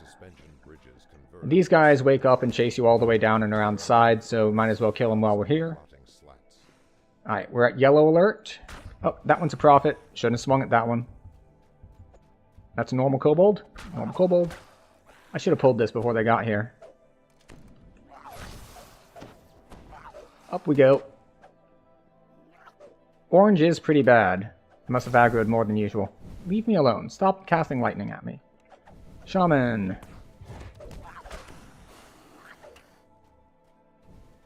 Okay.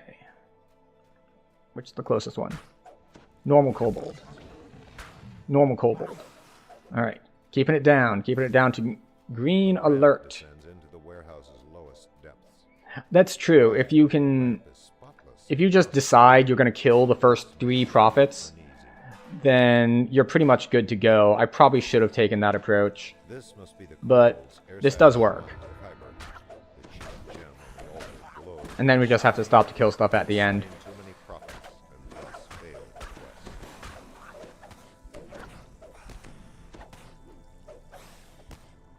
Because not only does killing the first 3 prophets mean, like, it's 3 fewer things chasing you, but if you kill them before they aggro other guys, then those other guys don't aggro, and it means that there are fewer prophets to try to dodge while killing other guys as well. So we're going to do this again on Elite, which should give us a decent chunk of experience.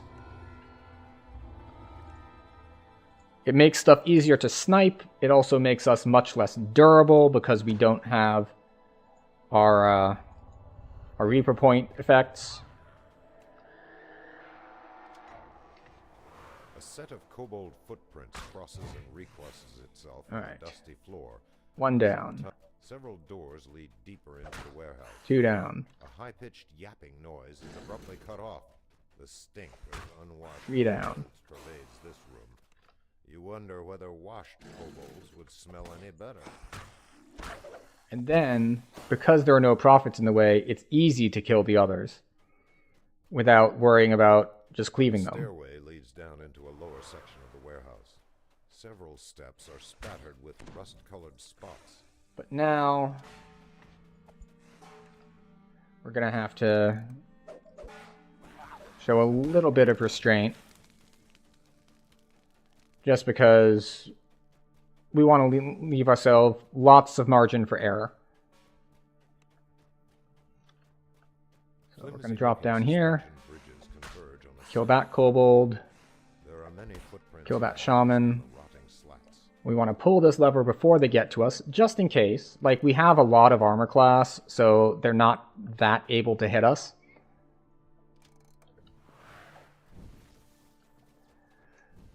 But better safe than sorry.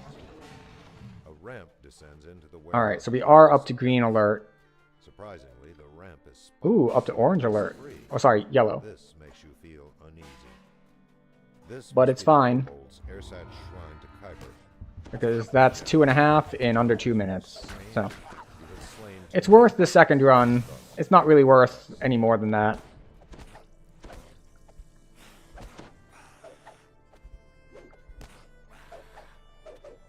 Here we go. Alright, pretty solid though.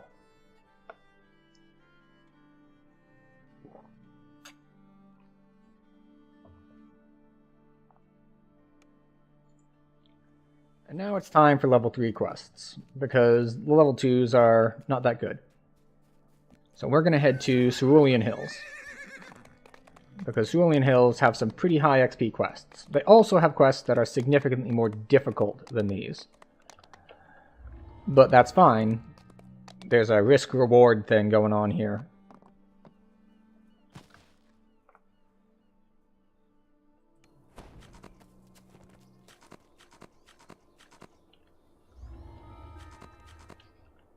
So, I think the microphone sensitivity is turned down low enough that you can't hear it, but Liesel has just started snoring loudly. So, it amuses me. Alright.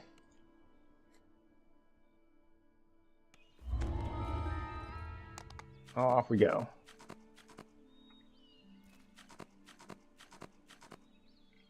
So we're going to not save any of the dogs. We're just going to run straight to the end.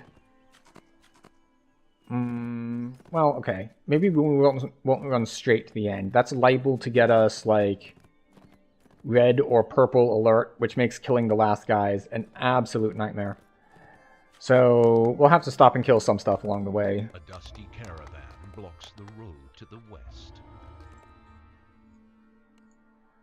But we'll still run through relatively quickly. Buff, buff, buff.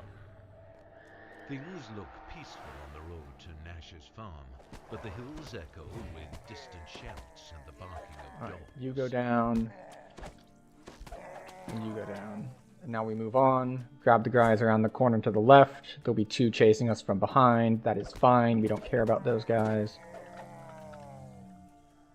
They'll catch up. Orc raiders have thrown up a cruel barricade across the road. Oh, that's Reaper.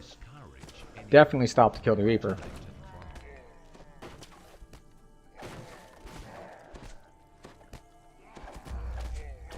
That's a lot of dudes. Yeah, if we've got this many on us, we really don't want to pull alert later. Where are all these extra ones coming from? Was there another camp back there that I forgot about? Oh well.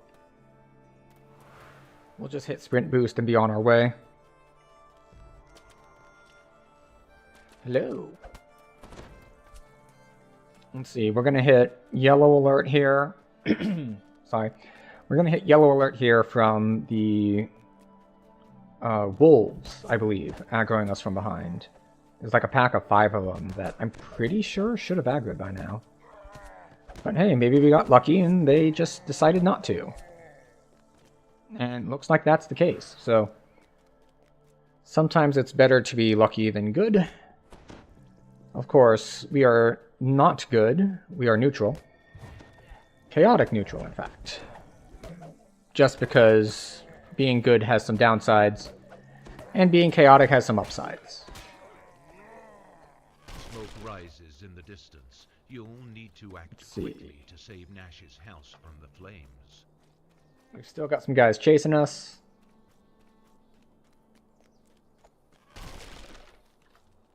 This spawns extra guys. Angry orc cries bellow from behind the house. And we actually have to kill all of these. Like, this is the end quest condition, is kill all the guys who come out to fight you.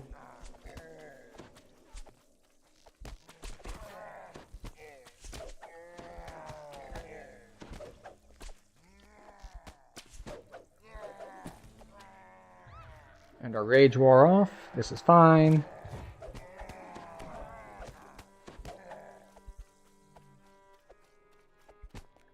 Hello, warband leader. Come here. Thank you. There you are. I was looking for you earlier when I saw the heals going off. The local orcs will think twice before raiding another farmstead in the Cerulean Hills. Alright.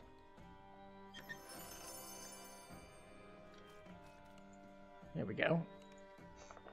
One down, 4 or 5 to go.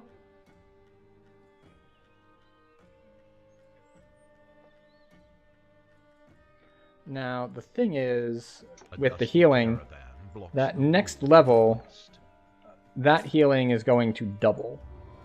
So, it's not that good now, but it might actually be decent next level. Because it does more healing per 5 levels you have. That said, we're still not having a lot of trouble with hitting things, so it's being more useful than extra hit when we already hit on every roll. This one is going to be annoying because there are so many large packs in it. It's like, well, do you have any sort of AoE? Something glimmers nearby.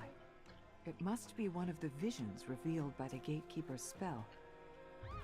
Okay. A groan from the nearby cot shows that this orc elder is alive, though not in any condition to receive. So we do have to end up killing basically all of this because the packs are big enough that we will get a decent-sized dungeon alert if we don't kill them. I mean, leaving the one alive I'm not too concerned about.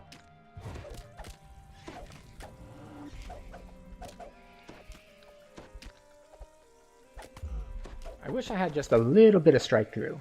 Like, I don't need much, just a touch, just a tad. Could you spare some strike through, please?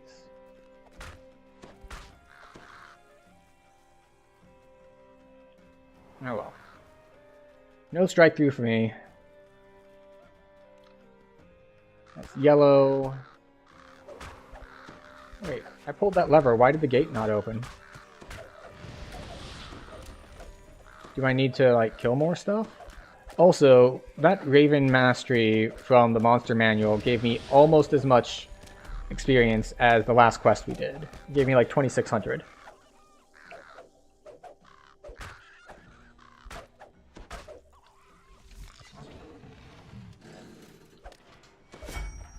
Hello, Famine Reaper. I would like to kill you, please. Oh, you want to hit me for 60 before I kill you? Okay. Alright, I guess we'll do that then. That's not ideal.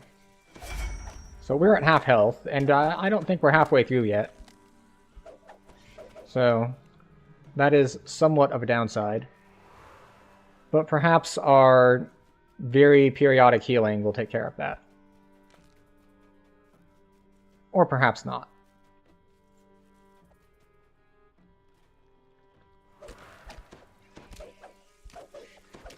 I might seriously reconsider the leveling order that I get my feats in. Like, if I can speed up Whirlwind Attack by 3 levels, I will probably do that. Flanked by 2 large bears.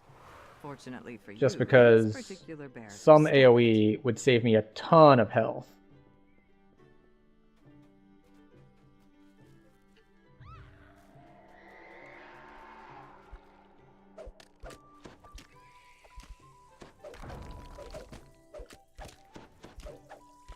I think I might shrine before the boss. Sacrilegious, I know, but... You know, sometimes you gotta do what you gotta do. And that's a Fear Reaper over there. A screen blocks your path, decorated with masks and totems. To your surprise, one of the totems begins to speak.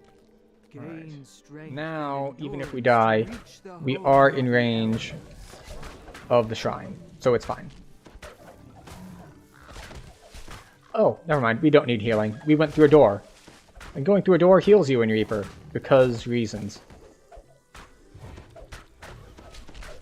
It's one of those bugs that's been around long enough that you start to think maybe it's intended. And if you don't know what I'm talking about, when you go through a door that requires a load, like not just any door that you can open, but anything where, like that one where it's actually like a teleport, well,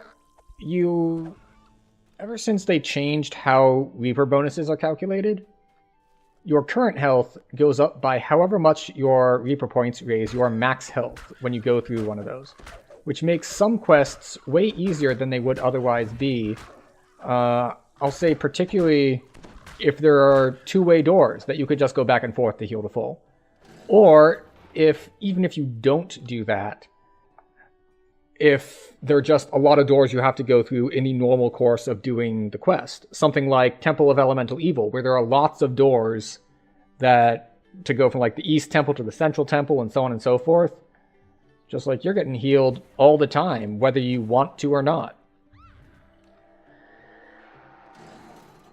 It seems that the final resting place of the Orc Elders has a watchful and hungry Yeah, I'm guard. pretty sure that it is the however much max health you get from Reaper points. Because it was introduced when they redid, for performance reasons, how Reaper points were calculated. Which, if you remember before they did that, you used to get like a big lag spike on loading in. You've found with the initiate with So, if you've been wondering what happened to that big lag spike that we used to have usually when like you had a bunch of people all loading into the quest, that was the old way that they were calculating the Reaper bonuses. And they changed it to not be quite so bad.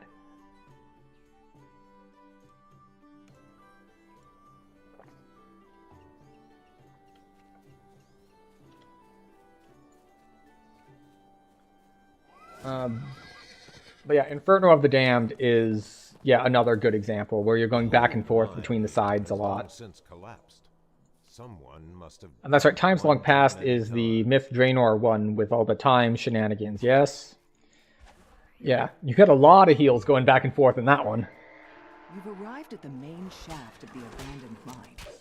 Security constructs shuffle around nearby, still active long after the miners left. I don't know if this is actually the best route to take for this build. Entry to Mine 2A is forbidden due to collapsed floor, dangerous terrain, and hostile Alright, creatures. Archon is a bad start. The rotting wood snaps as you step on it, dropping you into the fiery pit below. Archon is one of those particularly dangerous types, where it's one of the ones that gets way stronger once it's under half health.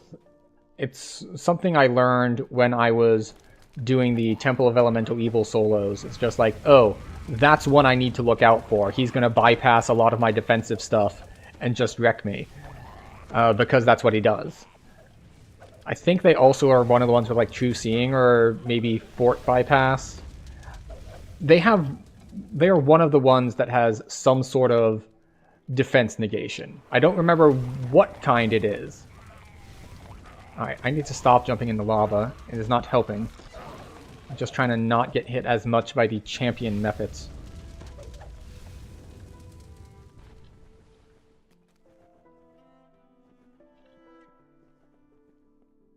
Alright, we will shrine just in case the Magma Brute decides to be particularly brutish. Because he can be rough, and I did not... Actually, I wonder if I should do that. Let's do that. Hello. We're gonna just prepare resist energy here instead. Take that. 10 more fire resist. A nearby Cannith crystal hums with magical energy. It's UMD? connected to a barrier that blocks the path forward. The barrier fades, and a wave of searing heat buffets your face. An ancient magma brute lumbers about in the large chamber ahead.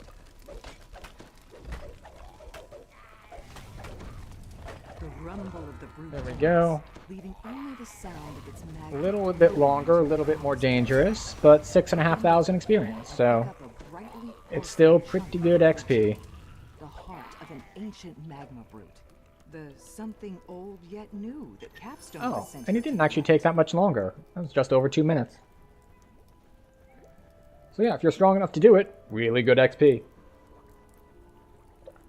But unlike something like Kobold's New Ringleader, at least when solo, you can't just leave and rerun it. Because you have to go like turn in the quest and so on and so forth. Now of course, if you're duoed, you can do the standard party trick, which is a trick you can do when you're in a party.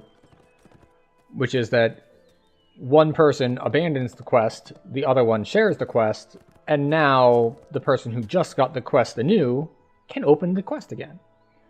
It's something that gets done, or used to get done a lot when there used to be a lot less to do when leveling in epics, and a lot more people were doing dailies.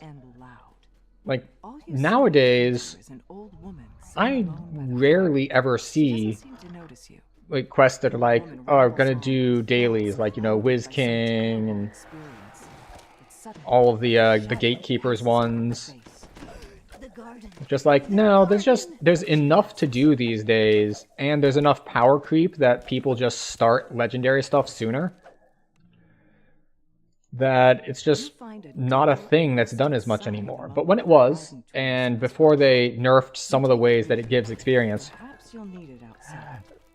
like you used to do it for like multiple Wizard King runs, because you didn't want to have to go back to town in order to re-get the quest. And I was never in these quests because they had nerfed it before I really was trying to grind epics or anything. But there was a time when people would do Wizard King, but they wouldn't finish it. Like, you'd only do the optionals, because as long as you didn't finish the quest, the optionals stayed the same amount of experience. You see signs that some As in, like, they didn't have diminishing returns. If you didn't finish the quest, it's fine. spring from the dirt and attack.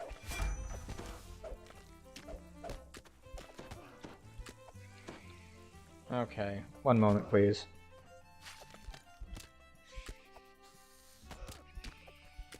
I have to punch a rust monster to death because I broke a weapon on it. Punch, punch, punch. Thank you. Alright. Scimitar.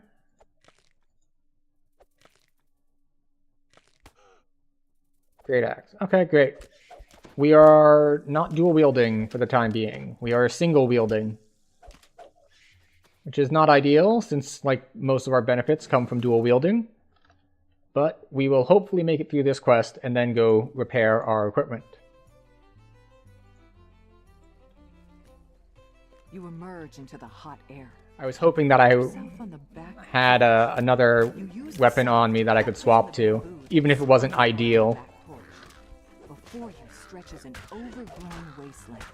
The remains Okay, but since I'm no longer confident in my ability to burst damage things down, we will be more concerned with actually killing everything. Oh, and we got another 1,000 for killing ravens for Monster Manual experience. So that's nice. You hear the ghostly voice again. Almost there, Lily. I'm waiting. Actually, we can drag these in. Because there's a long waiting period, we have plenty of time to kill them while we wait for the boss to spawn and everything. Do you remember, Lily? The voice. Lily's family turns in surprise to see their estranged daughter. They notice that something about her seems wrong. Unhinged even. I wonder if I'm going to get Scarecrow experience. Briar screams as the bird descends upon Rosemary and Sage. Your songs are mine now, Rose! Ah, see? Archeron. This is the one that's been hitting me for like 13s. And that big animation there, that was it getting stronger because it got low on health. That's an enrage mechanic. When the vision fades, an incorporeal figure appears before you. You were always Days, really? This is a problem. The bigger problem, of course, is that I didn't do the right thing, which is I didn't take my my trinket and put it on a bar so I could actually use it. The phantom shrieks, her voice Alright. We should be fine now. We have 40-something health. The Scarecrow's hit for 6. Okay, the Scarecrow's hit for a little more. Well, the most concerning part is just that they're hitting at all. Haha, get tripped. You read the song lyrics written on this page. You found Rosemary's songbook, but most of the pages are torn and missing. Okay, Perhaps there is now we get to go back to town and repair our gear. Deliver a song back to the gatekeepers. You realize that Rosemary's parrot has learned to repeat parts of her songs. With the bird in tow, You can finally Which does mean that we will have to come back out to do the last two quests, which is fine. Because there's the one under the temple, and then there's the one with the captives. But we'll come from the other direction, and we have a horse, so it's not that bad.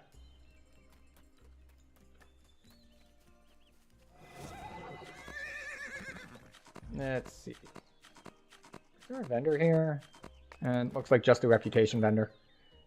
It's fine. There's a general goods person at the end of the pier. Or start of the pier? Start of the pier. Excuse me. Okay, general wares. Repair. At all.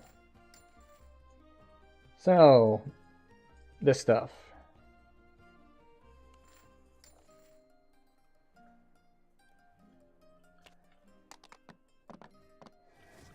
Okay, we're going to come out this way, and while we're here, we might as well spend our points.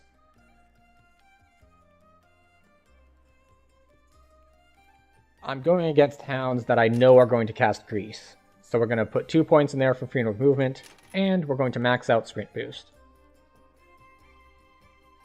And always remember to put the new rank of Sprint Boost onto your bars.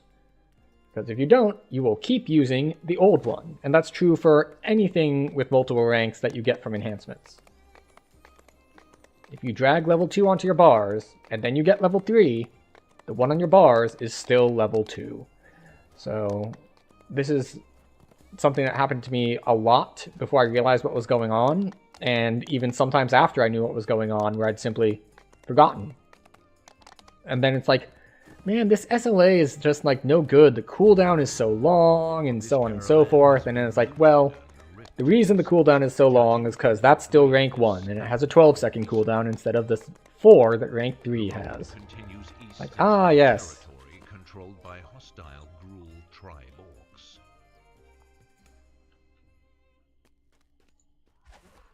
I might as well put up resist fire here.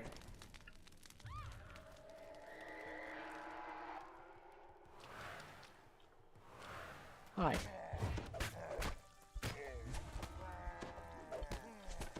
That's a lot of champions. You know what would help? No. I want to put it in my offhand so I'm dual wielding. Thank you.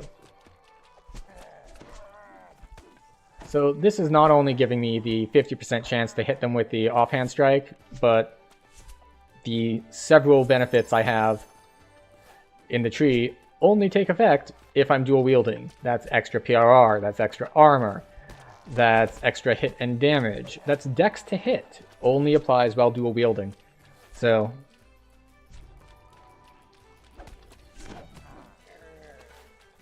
we really do want to be dual wielding, otherwise we're basically nerfing ourselves a lot. See if we can get this lever pulled. Nope. There we go.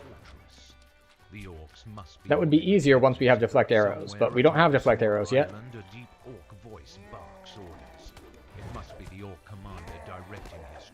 I don't know why that... Sometimes they're orange. Like, I usually think that's like, oh, there must be a... There must be a champion or something. No, sometimes they're just orange. Stop it, Lightbearer. There we go. Got the wizard. And that's a Reaper. So we'll use our Reaper boost on the Reaper, and it dies.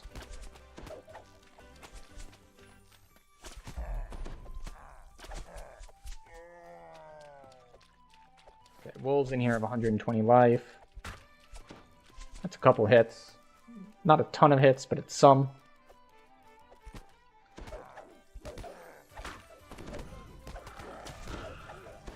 Wow, that was that's a lot of hits all landing at the same time.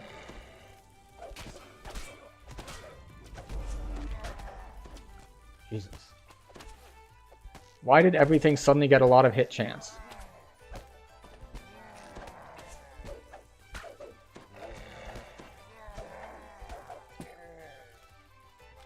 Well, that was not ideal. A crumpled figure lies inside a nearby cell. It must be one of the captives. Even Random Wolf is getting in on the party and hitting me. A captive lies inside the nearby cell. At least the champ didn't hit. Because when they hit pretty hard. Stop feasting on the corpse. You see a captive. It's just impolite. I mean, you already took him down. No need to do more. It must be Lady Asdul. You freed Lady Asdul and her bodyguards from the orcs. Again with the Arborean. They hit much harder than other things. Please stop giving me those.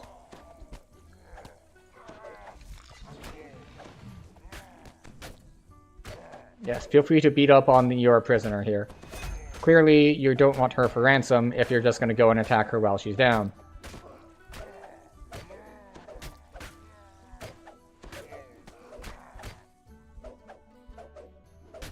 Alright, so I miss on 1s. I hit on 3s. Got him. The tribe's plan to ransom captives taken from the Cerulean Hills has been ended. Oh, that's a Famine Reaper.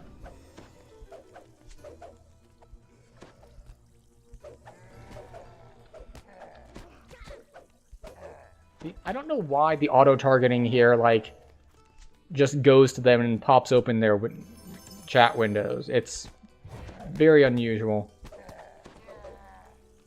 In any case, that quest is now complete, even though people are just lying on the ground injured. It's fine.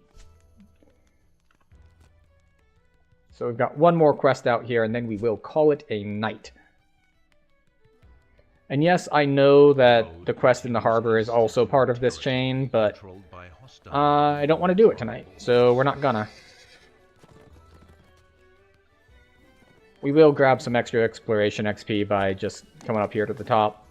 The ancient white marble ruins are all that remains of the once great temple to Arwen, goddess of agriculture.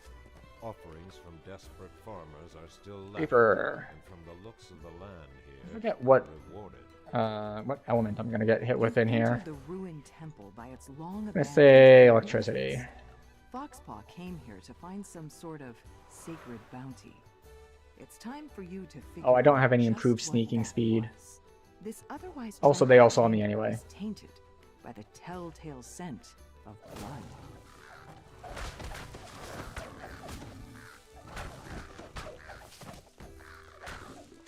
I wish I had an uncanny dodge, or improved uncanny dodge, or anything of that general sort.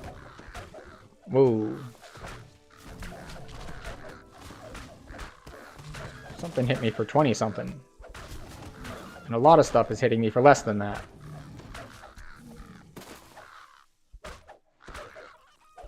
Stop hitting me. Thank you. The air grows more humid as you approach the next chamber. Actually, we're going to try this. I think you can drop all aggro when you drop down. But I will note, because this is a mistake I have personally made before, that if you try to, like, soul run, devoted to the goddess of nature, like, you come here and you're rose up from the cavern. trying to be like, oh, I died up top, I'll jump down and res at the res shrine. Well, there's a problem with that, which is you're going to miss the quest advancement trigger, which is you have to be at the top of the shaft there in order to figure out what is going on. You hear the scrape of metal claws on stone coming Alright, from the purple alert means this is going to be a little difficult. So we're going to shrine first, and then we're going to see just how bad purple alert is. I mean, it's not that big a deal, because in effect, all it really means is in order to finish the quest, you have to go back up and find the trigger. But, like, it doesn't soft lock the quest or make it so you can't complete it. It just means that you have to go back up to complete it. It took me a little bit of figuring out.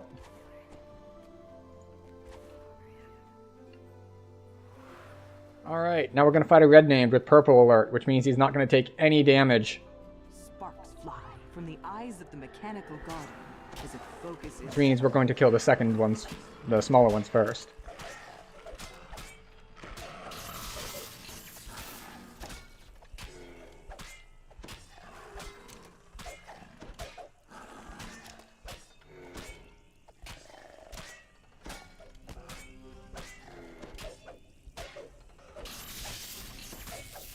So, yeah, you know how we were hitting for like 30 something before? Alright. This is why we don't pull purple alert.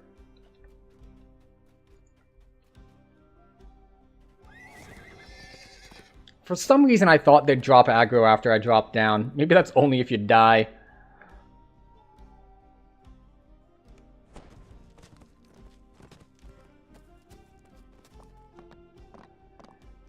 But yeah, if you didn't realize how big a buff red names get when you purple alert, there's your example. I was like critting for like 4 or 5 instead of like 60 something.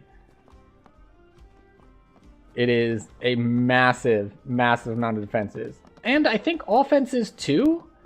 I thought it was just defenses, but then he crit me for 84 or 85 and it was like, huh. Maybe they get offensive buffs too. Alright, so we'll run out and get that one done. Because we said we'd do that one, so we're not going to end on a death. We'll just take it slow and we'll have to kill everything in those big packs, but we'll get it done. Any more points? No more points. But our next big power spike is going to be level 6. Well, no, sorry. Our next big power spike is going to be level 5 when we put on Feywild gear. Then we get another big spike at 6 because that's when we get dexterity to damage. Which, once we are raging, is going to be, instead of plus 5 damage, it'll be plus 12. So we're going to get plus 7 damage just from hitting level 6 and putting 1 more point into our Tempest tree. And of course, oh, that was the wrong button. We're going to take an ad break because I accidentally clicked on it.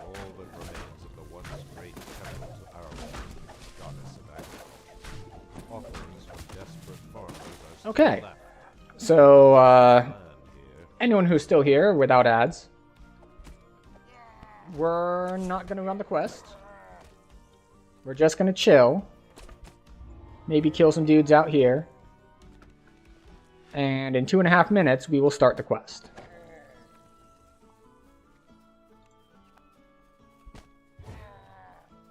Just go around kicking stuff. Fiendish Lion. Orc Warrior. A lone tree dots this hill. Legend says that when the temple was ransacked, Arroway cried a single tear, and where it landed, this tree grew.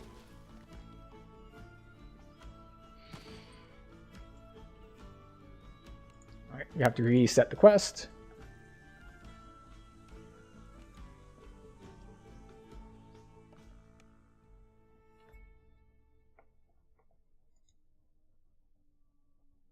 There we go.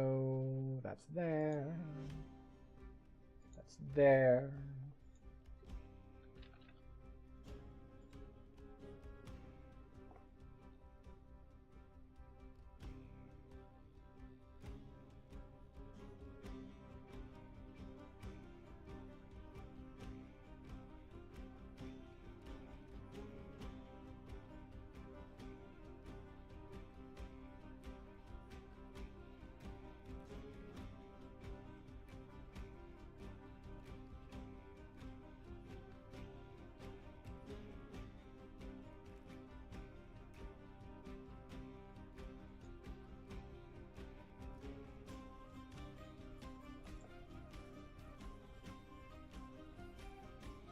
All right, yes.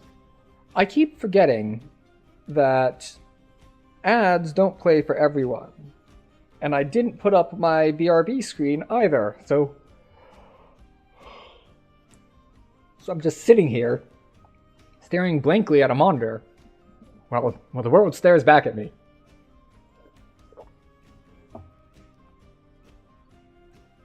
In any case, welcome back from ads. It was going to force me to play ads, so I went to click the snooze button. Except the snooze button is right next to the run ads manually button. And I'll give you a hint, since you just came back from ads, which one I actually ended up clicking on. Sort of sacred bounty. It's time for you to figure out. But we are now back from ads. It will not try to force us to run ads for like another hour, and we're not going to be here an hour anyway, so we are fine.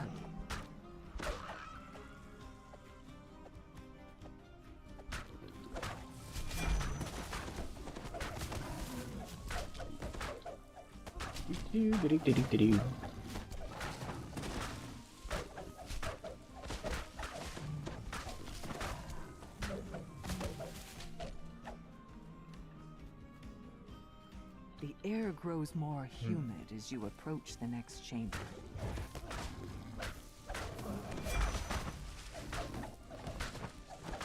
This is a pretty big jump in health. So it's like I've gone from like 1 or 2 shotting things to it taking like 5 hits. And it's just taken a while to chew through these packs.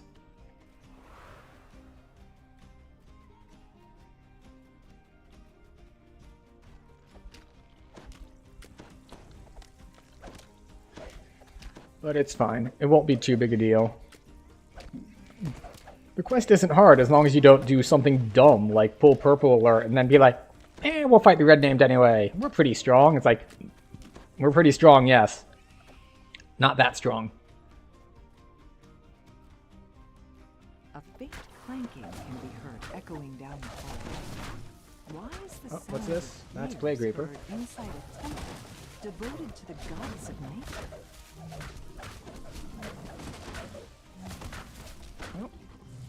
Well, redoing it did give us an extra 1000 XP for a monster manual, so we got that going for us.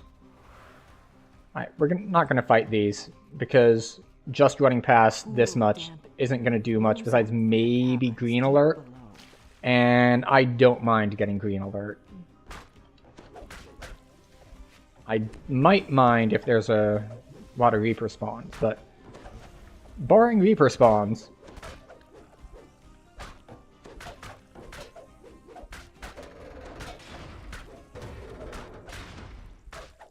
there we go.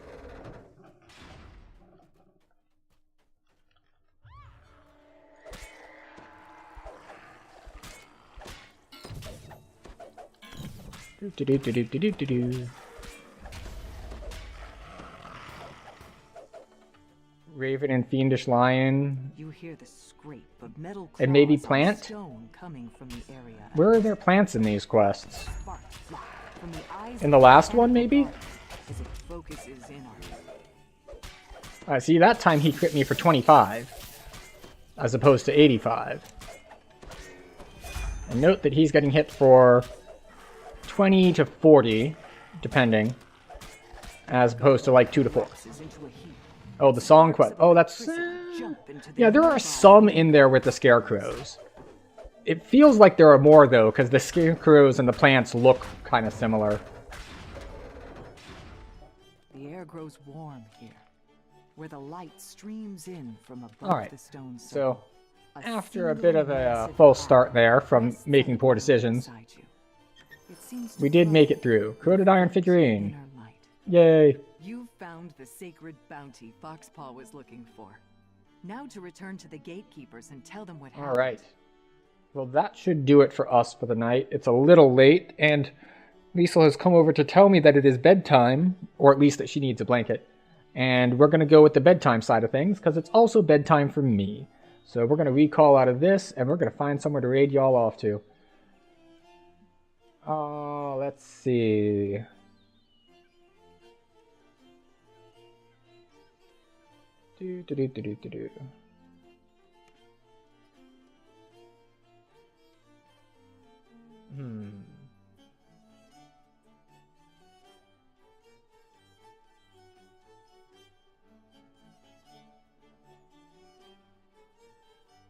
Let's not go there. Alright, who do we have up? Continued hardcore Cormyr First Life TR prep. How are you TR prepping on First Life? Yes, Liesel, I know. I know, thank you. Thank you. You're making your needs very well known. Thank you, Thrums. I guess you know what? I think we're just going to not raid tonight, because I don't see anyone particularly I'm looking to raid, because I've, unfortunately, a couple times recently, I've just picked someone and been like, oh, that looks fine. Cormyr is hardcore optional. You can get an item at level 1 that you basically level up by doing things, like it gets more and more energy, and once it's full, you can get the reward from it. So like there's one for the mount, there's one for a cloak, there's one for this, that, and the other. And there are 2 versions of them. One of them breaks when you die, and one of them doesn't break when you die. And since you can only get them when you're level 1, if you die and it breaks, you basically are done for that life. You need to resurrect. And yes, you don't have to be wearing it. It will break in your inventory if you die. Actually, let's see. Let's refresh the page here and see what we got.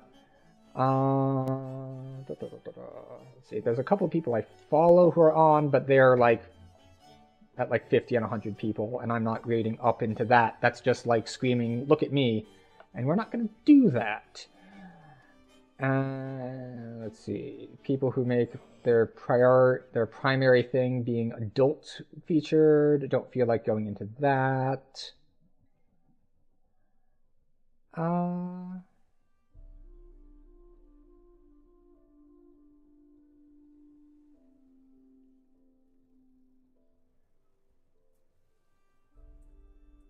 Back to yeah, unfortunately, as I was saying, there have been a couple of people I've rated just because they get, oh, like, that looks fine and okay, and then, like, we get there and it's just like, oh, they're not paying attention to chat, they're not reading anything or anything, so I will have to do a little bit of research and find us some good raid targets for this time of night. So, no raid for tonight.